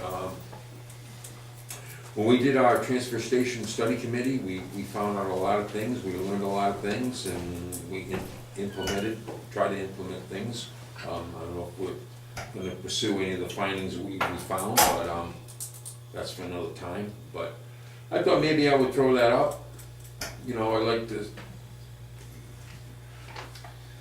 sometimes we might do things we've always done it this way. It might not be the way to do it. Somebody had sent me an email for the state, it was I think a DM compliance report, and it talked about, it's a report that's, I believe it's due monthly, and on the report, each shelter or each type of animal, type of facility like we have, reports and what dogs or cats were abandoned, were they euthanized, and there's a lot of columns to it, and Exeter was all zero, so I don't know if they needed to comply with the state on that. I have gotten an email tonight about it before I went to the meeting. But I just thought maybe I would put something on the table tonight that perhaps maybe we might think about maybe streamlining the operation. I know I don't have a lot of time during the week to go down to the animal shelter and try to look, see what the operation's about. I kind of know what the operation's about, as much as I know from a liaison perspective. But I thought I'd throw that out there. Maybe you want to talk about this another time at a work session, or maybe tonight. I don't know. Anybody have any thoughts on that? I mean, we could always look at ways of streamlining the process down there. I know you and me had talked about operating in the red versus the black, which would be asking Lynn to operate in the black as opposed to in the red. But again, there's always ways to find efficiencies. So, we could look at ways, maybe we're not charging enough for the dogs, we're not charging enough for the cats, like, to raise more revenue from that aspect. Something we could do, like you said, like streamline the committee or create a new committee. Well, that's the only way, if I may. Yeah, of That's course. the only reason I made the motion to dissolve the stakeholder advisory group, not knowing whether the individuals that were part of the transfer station study commission would be still interested in another study That commission. commission we dissolved several months ago. Right. This was the one just for that farm overlay, the one we just did Oh, tonight. I apologize, my mistake. No problem. So, I agree with Ray, I think it's a good idea. And the main reason I think it's a good idea is there's been several years where the animal shelter, despite all the good work, has had some issues with some pets that seem to be more residents than temporary. And if they're, as Ray said, getting to a point where the vet bills are getting a bit expensive. I mean, we did talk to the director last month about the cost of the veterinary bills, and he said he thought that was a one-time isolated incident. But if you look at the bill sheet this month, Worse. it's actually worse. So it looks like that some of those veterinary expenses may be because of the animals that they're having difficulty adopting out. So I don't know if this is the case or not. This is something that a study commission could look into. But I just hope that it's not contributing to the problem that we've had in the past as far as a deficit that the animal shelter has run. Because we give them a line on it in the budget, and I think it's rather generous, and I think they do good work down there. But if you look at some of the other surrounding communities compared to what they get and how they operate versus what we provide our volunteers and our animal control officers, I'm wondering if what Ray said is a good idea. Maybe we could have a little bit more input from a different angle, whether it's a study commission or not, and then maybe we can put all our heads together and maybe come up with something that's more feasible for the town and for the taxpayer. Okay. Would that be something we'd have to vote on as a line item to create that commission, or can we do that now as part of reports? We can go to coordinator. Sure. All right, so is there a motion, right? Do you want me to make the motion, right? Yeah. I'll make a motion to form a study commission of the Exeter Animal Shelter and post it under letters of interest, so we could have residents apply for those vacancies. How many residents do you have on the transfer station? Second. Four. I'll second for discussion. 6 of us, but the 4, Steve and I, and Liz Kelly, and you, that's right, you, and then Chuck Ornette, and John Marvin Hughes was the chairman. So we didn't set, last time I think we just asked for letters of interest, we did not set a number, I think we just said 6, 7. It was all based on who wanted to participate. right? Yeah, we left it open, that's what we did. I think we should invite Steve, the director of the animal shelter, perhaps Ken and yourself. and then invite the public as well. No comment on that? Well, we'll have to, I don't know what Steve's schedule like. I don't know, how often did we meet? What was it, once a month? Is it once a month, Liz? Yeah, towards the end, I think we did it twice, because we were missing So- some time. Mhm. Do we want to set a minimum of 2 members of the public, no, to not to exceed 6, modifying your motion? That way we don't get, Do that, because then you don't end up with 50 people in the room, not getting anything done. Not to exceed. Maybe 4 people? I was gonna say, it's Not- members of the public, so you Members guys of would the be public. excluded. Yeah, 4 members of the public? Is that what you have in the other one, roughly 4 or 5? We have 4, right? Then we have, 5. We have 5.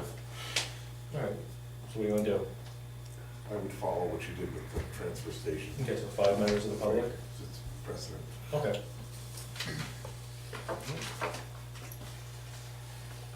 Any further discussion on it? I mean, we would have to ask Steve, you know, we wanna, Yeah, you just be advising. I mean, So there'd be 5 he's members. available, Great. you know. Well, I think there should be, There'd be 5 members and then Kevin, Ray, and Steve, Right, it was in Dina, and 5 public. I said in Dina too, the head of the shelter. Dean? I figured that'd be appropriate, she knows the ins and outs of it.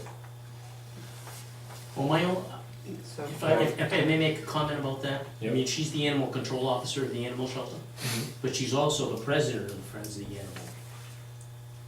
Of the nonprofit, right? Thank you. Yeah.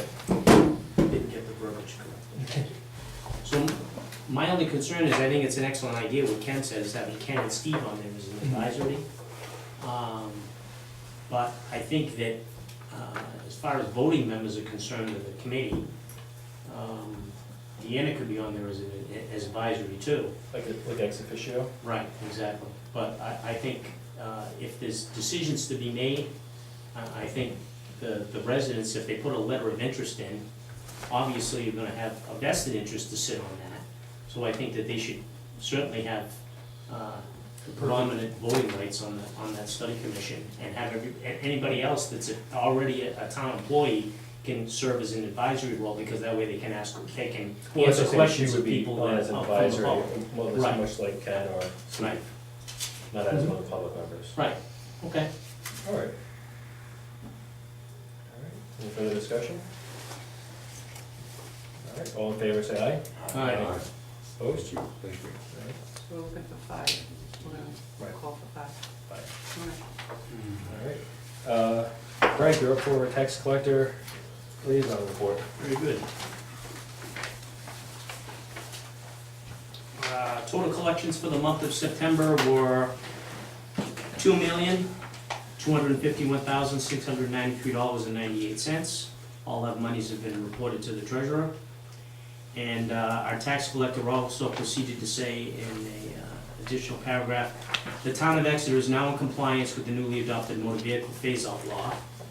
Abatements and new tax coupons have been processed to comply with the new legislation, and state legislators have an obligation to the cities and towns to pass new legislation in a timely manner, which and this is my own opinion, this is something I think we should keep an eye on through our own local delegation. She also goes on to say, the late passing of the motor vehicle phase-out law placed a huge financial and clerical burden on the municipalities that was not factored into the initial budgets. That's really- We're gonna continue with the school district? Yes, actually, I received an email today, which I'll forward to everybody on the council, which essentially has the 2018-2019 budget development timeline, which I think will be important to us. Yes. And I was also advised that there is also going to be a class that's going to be given on behalf of the school committee, the West Greenwich Town Council, and the Exeter Town Council is invited also, which is going to be called an active shooter seminar, which will involve essentially a seminar that not only applies to school settings, but every situation. I think it's odd and timely that it should come out, the tragedy that happened in Las Vegas today. But it just gives all of us an opportunity to get educated by the chief of police of West Greenwich. I've been told that it's actually tomorrow night at the community center behind the library in West Greenwich, and it's approximately an hour to an hour and a half. What time does it start? It starts at 6:30. Okay.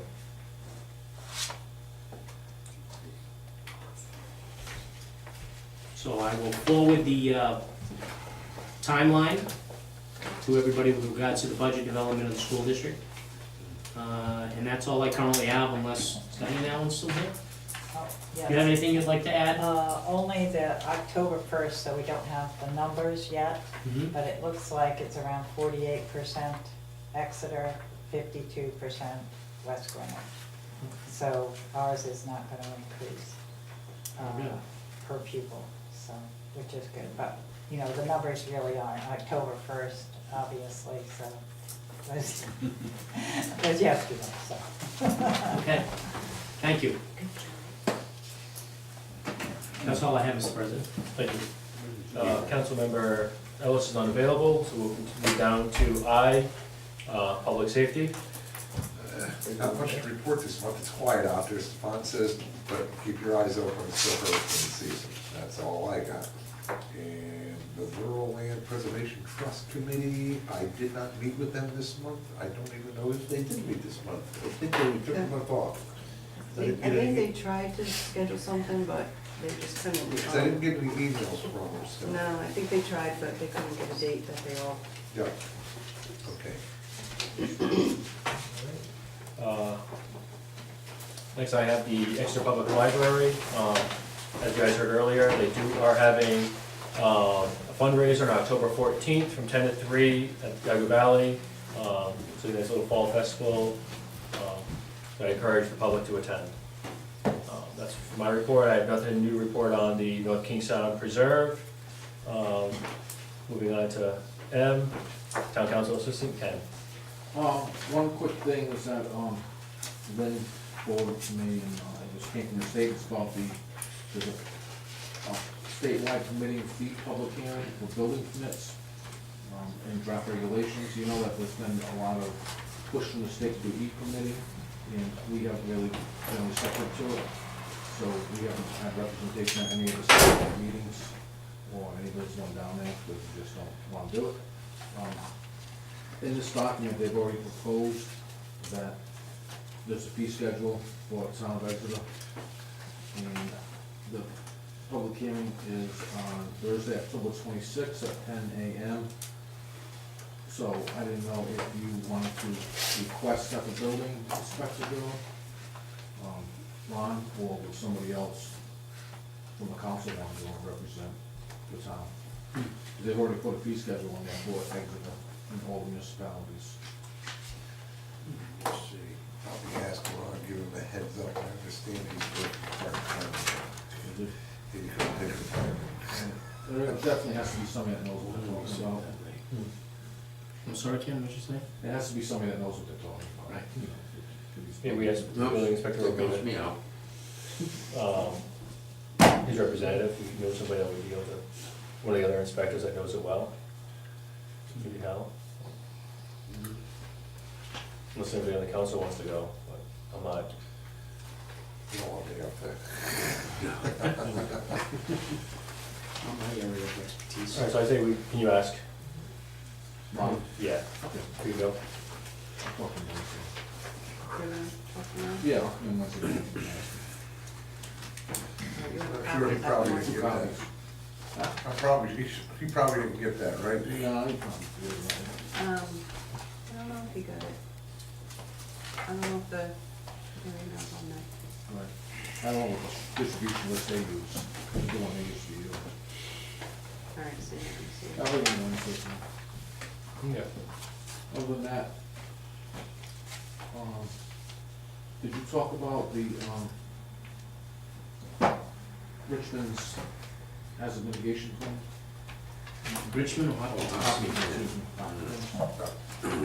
So there was just discussion about, who should review it, it's Lynn, it was sent to you directly, right?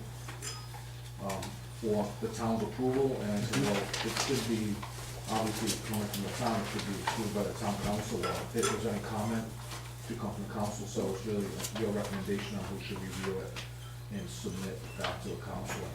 Possibly for the next meeting, to say if the council has reviewed it, has no comments, or has reviewed it, has comments. So you should kind of approve somebody that. It's a pretty good sized document. 150 pages. Yeah. Do you know if, Lynn, do you know if our EMA director got a copy of that? He did? All right. A lot of it has to do with Steve's operation. It has implications, not so much as. So the EMA is part of it, right?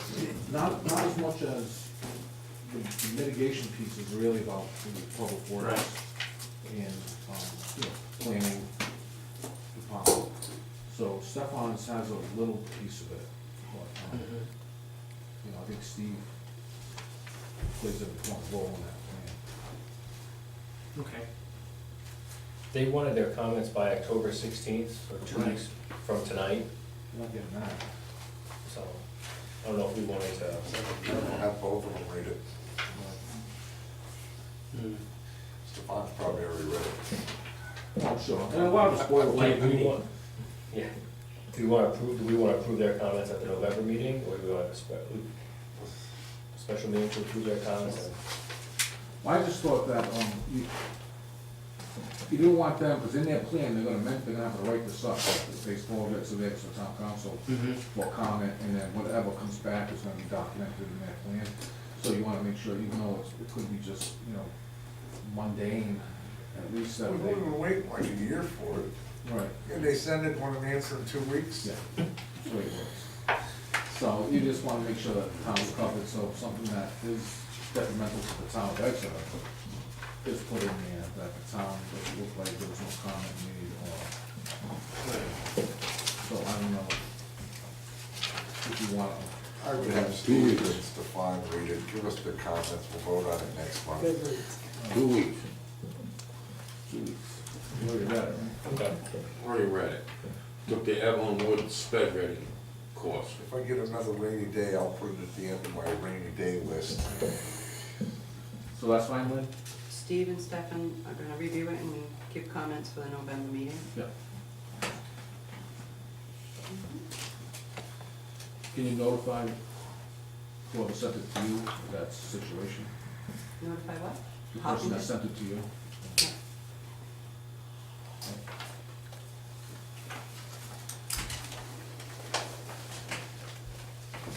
So you're sending them our comment after the November meeting? Once approved.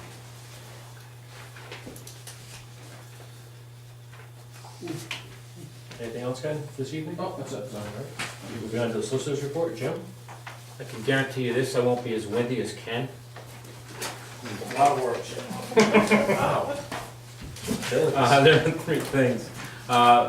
The issue with Casey, remember that's an enforcement action. We had an injunction enter this month, preventing him from doing any further work there.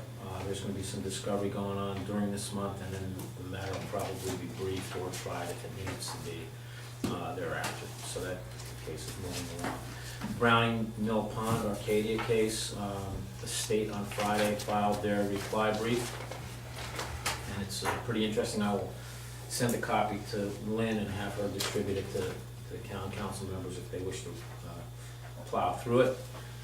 Also send a copy to Ashley, because I know Ashley, some of the issues particularly concerning the comprehensive plan and that kind of stuff, are things that you're gonna be interested in, so. That's that. There's one, as I said earlier, there's one personnel matter that I'll address in executive session. Other than that, everything's been covered. Okay. See what I mean, Ken? Pretty efficient, Jim. Number 12, bills, appropriations, abatements. I'll make a motion that we approve the bill sheet. All in favor, say aye. Aye. Uh, Continuing, I'll make a motion we approve the tax assessor's abatements in the amount of $378.63. All in favor, say aye. Aye. Did we have tax collectors? No, there's no. There's none.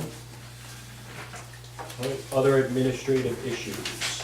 I have a couple I'd like to share with the council. I received a invite in the mail from the Tamaqua Indian Museum. They're having an honor night, so I will not be able to attend, but I didn't know if anybody from the council wished to attend. I have an invite here, so I was gonna pass that on to you guys. I had it in my packet, I haven't opened it yet. Is it Lauren Spears? Hmm? Lauren Spears? Yeah. Yeah. What day is it?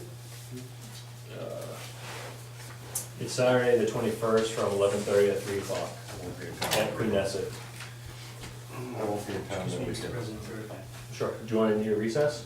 If you could, if you don't mind. I'll make a motion Very that we brief. take a 3-minute recess. Thank you. Second? All in favor, say aye. Aye. 3 minutes, so. That's it. That Natalie's, Sam's right up. What was the date of that? 21st, is Saturday. 21 October? Yeah, you want, right, you can have this. Has the return mail and everything.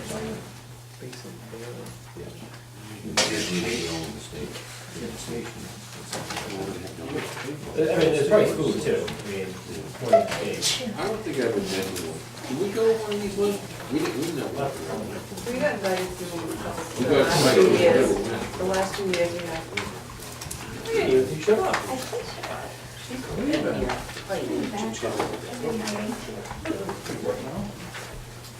You can say stand the whole time. Oh, okay.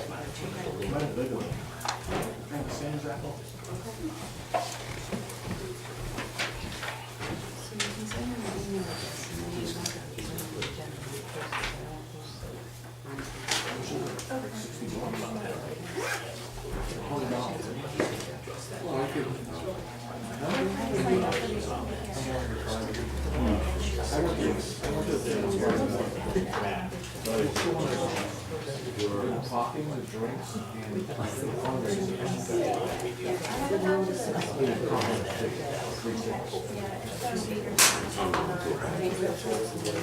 One fundraiser I do with that military group was, I'm sure we've done it at Adamville. I sure we can raise some money for the utility group. I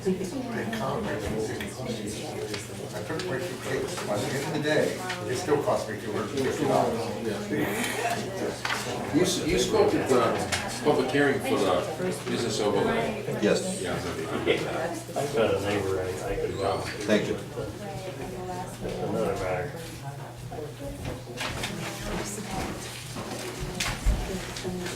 And what's the name of your farm? Howard Kids Farm. Yeah. I think that was your wife at the end? She's sitting on the end, right? I know she said she had spoken to you at the meeting the other night, yes. Yeah. Yeah. he came here to the voting board, and somebody absolutely swore that there would be no vehicles parked out front, they'll all be in the back. I do. Come on. That's what this was up there at Adamville, but this is, the Richmond Republican Party has one. This coming Saturday, the 7th, I think it was the 7th down there. It's $50. I don't have time. Give me, use the other one. I'm gonna stop. All right. Yeah, I'll it's, make they do a the sporting place. I'm gonna stop in the. motion that we resume the Drop meeting. off. Say that there's a link All in on favor? the Aye. website. All right. Continuing on, my second issue under executive, other administrative, we got a letter from the Southern New England Truck Pull Association. They had a truck pull scheduled for the 30th at the Reynolds Field North. That was the day we had the torrential washout. They ended up canceling it. They wanted, this would be their last pull of the year. They request that they can reschedule the event for Saturday, October 14th at the same location. I don't have a problem. So I'll make a motion that we grant that request. So moved.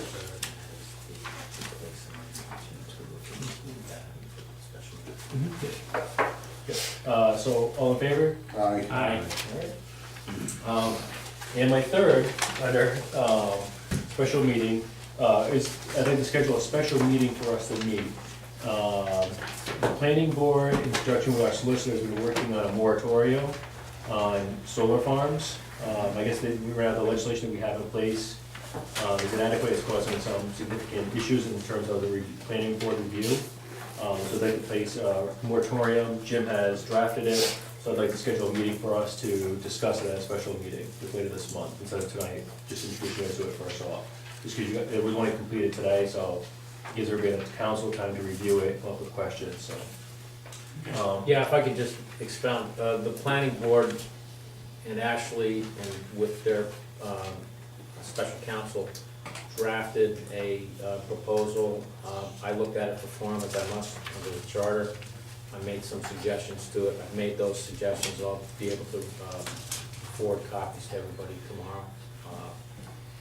And we can all look at it. Again, someone may wish to introduce it, but the planning board has also asked that you put it on for a special meeting because they feel that it is an emergency matter. So again, I reviewed it for form and it appears to be in the appropriate form and get it to you tomorrow. Lynn, did you be able to get the dates for us, so we could, this hall is available? So, council chambers is available the 17th, the 19th, the 23rd, 26th, 30th, and the 31st. 17th is a Tuesday night. I'm 17th. available 17th, that's the third Tuesday of the month. Alright, I'm not available the 19th 19th. or the 26th. So we're left with the 23rd, 30th, and 31st. 31st is Halloween. I'm not gonna do Halloween. 23rd. I can do my trick or treating, guys. Yeah. Alright, so I 23rd or might, I 30th? might not be here the 23rd, I don't know yet, but, Alright, so how about the 30th? yeah. Do the 30th. Stand by. Alright. Which is only a week before the meeting. 2 days before the meeting. Once a week. Why is it so important to get a moratorium all of a sudden? I can share with you. I have, we have three utility scale applications and the promise of 2 more coming. And we have an ordinance that we identified previously before this came in the month of August, that we needed to make amendments to it because it's not addressing the issues properly. How long would it take to do the amendments? I mean, I feel reasonably confident that we can get it done in a reasonable time frame. I think we have some good examples to work from. What is reasonable? Because I just caught wind of this last week, that you guys wanted a moratorium. It was news to me. It's just recently come up because we identified on August 8th at our meeting that we had issue and we wanted to address it, and then immediately after that, I got 3 full, like, big utility scale applications, and I'm hearing on getting 2 more. So you've got 3 applications now. If you put a moratorium in, are they vested? They're not vested until they have a master plan approval, until they have a master plan that's been submitted, that has been deemed significantly complete. Nothing at this point is vested. Have you started to rewrite your ordinance? Amend We it? started looking at pulling from other places that have addressed the issues that we feel we're lacking in ours. We started compiling some information and getting ready to sit down and do it, and then we got slammed. That's what I'm saying. What is a reasonable time frame to I amend mean, it? if Pretty broad. if I had, I mean, it's hard for me to say, I don't wanna give you a number and tell you that, and then be wrong. I mean, I have to work with 7 planning board members as well, and I don't have any control over what they want to do 3 months, with 6 months, 9 items. months, a year? And not just to add one thing might be helpful, because this is one of the things I looked at for form. we don't have anything, there's case law that governs moratoria and how long they should be in effect for things just like this, drafting something in order to address what the planning board identifies as an emergency problem. Our charter has something close, and that is the section on emergency ordinances. I look at this almost as the equivalent of an emergency ordinance without all the necessary hoops that you have to go through. However, for the purposes of trying to put a leash on it, one of the very important things from a legal point of view is that you set as short a time frame as possible and then try to actually address it during that period of time. So I think that's exactly what you're talking about. And the charter places an initial life on an emergency ordinance, this is not the same against the resolution, but on emergency ordinances of 60 days initially, after which it can be extended by the town council, but you once again have to address it, see where you're at and move it along, and then keep it as short as possible. It's the kind of thing that we did with the wind ordinance, believe it or not, which is the way it started there. For years, that's Well, what I'm it saying. did because the emergency there was created because the legislature had said that they were working on a statewide plan. And we were awaiting that, we thought it was gonna be soon, and it never came. One of the things we wanted to do was wait for that to develop. It was only after the fact that the state appeared not to have the fire it had for creating a statewide plan that I suppose that the planning board then took the bull by the horns and did it on their own. But Now, it was just like a year and a half, 2 years ago that we approved the ordinance for solar, wasn't it? 2 years. 2 years.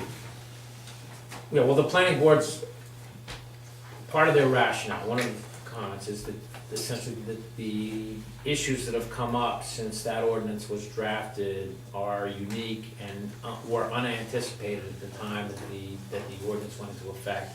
And that now that they have some practical view of it and some experience in other communities, they know what types of things have to be addressed and how they should be addressed. And so that's, as I understand it, that's why they're seeking. So if we were to issue a moratorium, it's only for 60 days. Initially, yes, for 60 days. And that's the way I've insisted on it being drafted. Originally, I think that the request from the planning board was seeking about 6 months initially. I believe that our charter, at least the intent of it, and seems to require a shorter initial time, after which you can extend it if necessary. But that would require some serious work during that 60-day period to see if something could be done, and then a Well, report it's back like to the my council. concern, she's just told us that 2 people applied, and now you want to rewrite the ordinance after they've applied. I don't know who it is, but it doesn't sound like it's fair to these applicants. Well, there is a, as Ashley stated, there is a law that governs that type of stuff, and what is vested and what isn't, and there's actually a definition as to when things vest. And I think Ashley accurately stated that, so. I mean, they're all good concerns, I mean, they are the same kind of concerns that are built into our charter. And the planning board did express similar concerns when we discussed this. They're not, this is not anti-solar, this is, we have some deficiencies in our ordinance and we need to make sure we put them in place before we start having 5 utility scale applications before the town. And that's another point, they did narrow it just to the utility scale type applications, not the home type applications and the like that. So you know, that- homeowners would still be able to pull permits to put solar on their roof to run their home, but that's not our issue. The issue is utility scale applications. So, if But someone... this is just to have the special meeting to review it, we're not actually voting on the moratorium tonight. No, not tonight. But I'm saying, so, at that meeting, we would decide it, so. So if someone were to come in with a proposal like the one over near the post office, that wouldn't be allowed if the moratorium passes. That's correct. Well, For the it'd be held in period, for the abeyance. period of time that the moratorium was in place, it would be held in abeyance. So you're stopping all solar except for residential. For the shortest amount of time that we can, the intent here is to do this as quickly as possible. Not to defray applications, but to fix the ordinance so that they're all addressed appropriately. Is that the priority of the planning board right now? We have multiple priorities, but that is certainly a top priority, yes. I don't wanna see something like this dragged out for over a year. Neither do they. Neither do I. I don't believe that we would be in a good position to drag this out for a year. That's not our intent in any way. Okay, I guess we'll wait for the special meeting. We're all in favor? Special 30th? Is it the 30th? Is it? Monday the 30th. Monday the 30th? What time? 7 o'clock? Here? Yep. October 30. October 30. All right. Any other administrative issues from the council?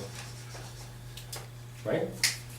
For Ashley, earlier tonight, somebody asked us about, well, the money for the comp plan. Can you update us on the comp plan at all? Sure. So the planning board has worked on the land use element. I have asked the state to do an initial review of the first element, because the planning board has kind of changed the format from the original. And so we're looking for feedback from them to let us know that we're moving in a direction that they can get on board with. We are almost finished with reviewing the natural cultural resources element.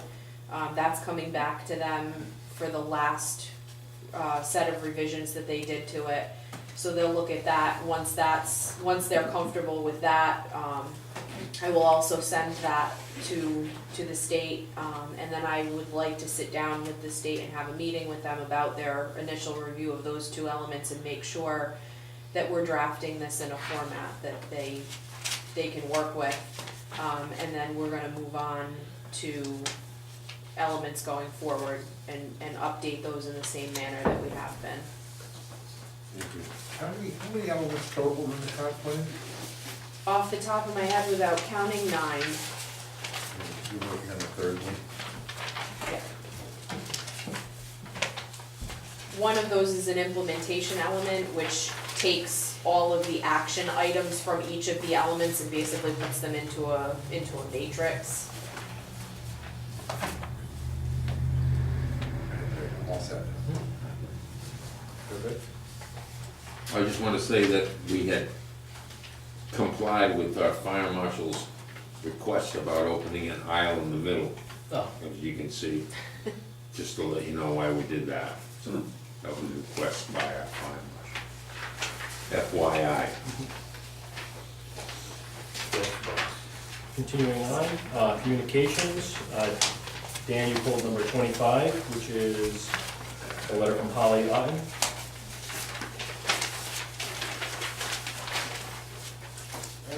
Yes, this was in regards to a large party on Labor Day, which we've heard from the residents here during public comments, so I guess we're gonna have to ask the town solicitor to look into this. Okay. I mean, is that, It's directive, I'll be happy to. It's happened more than once out there, I believe this is the third time, so. Excuse me for a minute. I'll take a public comment. Hang on. What actions, if we find that he is having parties without public Well, entertainment the licenses? first thing that comes to mind is the outdoor entertainment ordinance, so we need to know precisely what the activities are. I guess we can amass all the documentation that has been sent by neighbors and the like to determine whether or not there has been any ordinance, first of all, that has been disregarded or violated.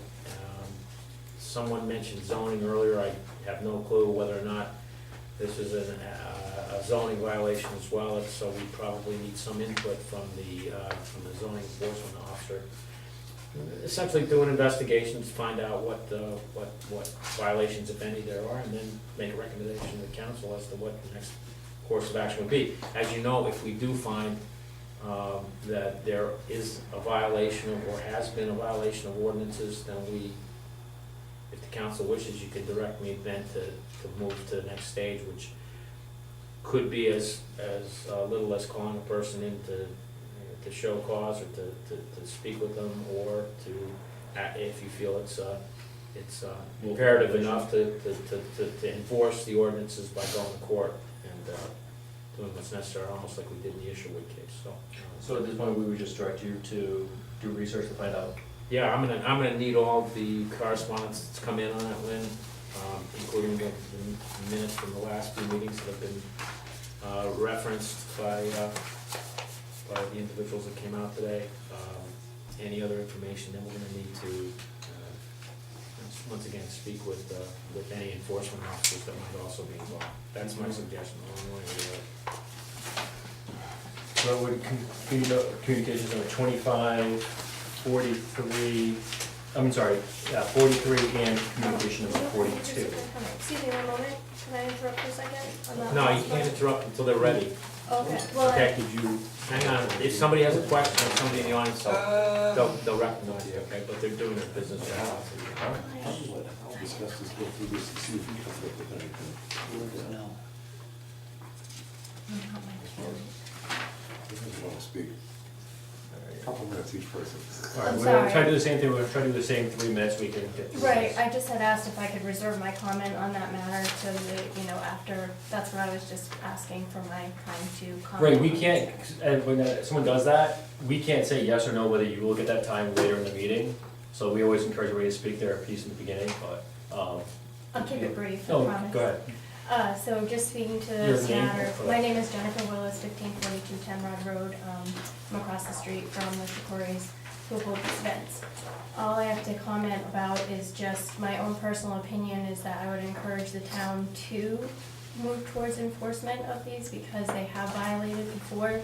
They were threatened with fines and they were waived.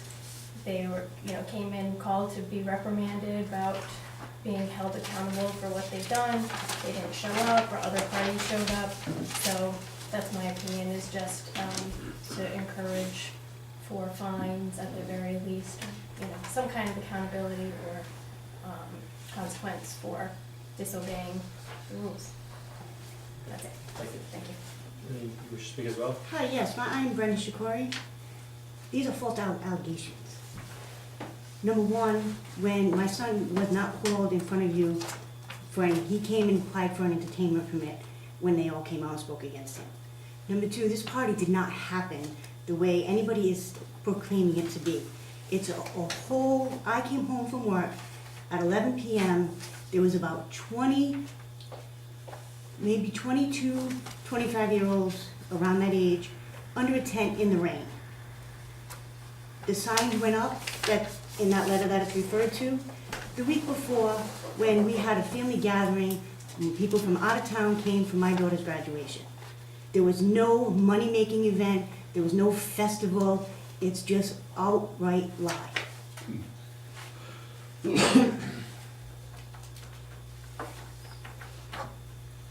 further comment from the council? Okay. All right, so continuing on to number 19. This is what I pulled, is a letter from Linda Pearson regarding the signs on Route 3. She had also sent an email to Ken and myself, asking about the number of signs that Warren's Landscaping is putting up on Route 3. You guys noticed from the light where 102 is, Yeah. to well past it. She's asking if there's anything we can do. I think that would be zoning. All right, DOT. Yeah, it's on the state. It's on a state road, it's in the right of way. I thought of that after reading that. No different than elections. I was just gonna say, it's no different than a campaign sign. That's right. They should be pulling them down. Okay. Well, I think and also we know about the state road, but also that side road. Yeah, that's. Austin Farm Road is a state road too, isn't it? I know Black Plain is. If there's stripes on it, that's state. That's how I know. Well, we've had a lot of communication since this time. Hal is gonna talk to her, just to keep her at ease, Okay. to respond, be responsive. Okay. And Hal just sent that to me at 8:20. Oh, perfect. Hal's gonna talk to Warren? No, Hal's gonna talk to, The resident? the resident, right, because he also indicated there was some kind of, action being either contemplated or in process for the sign.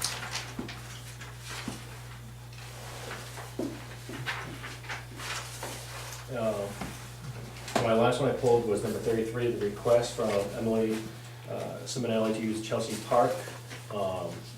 She was looking to do a school project there. And then she actually just sent us a communication, which you guys also received this evening, pulling that request. So we don't need to act on it tonight.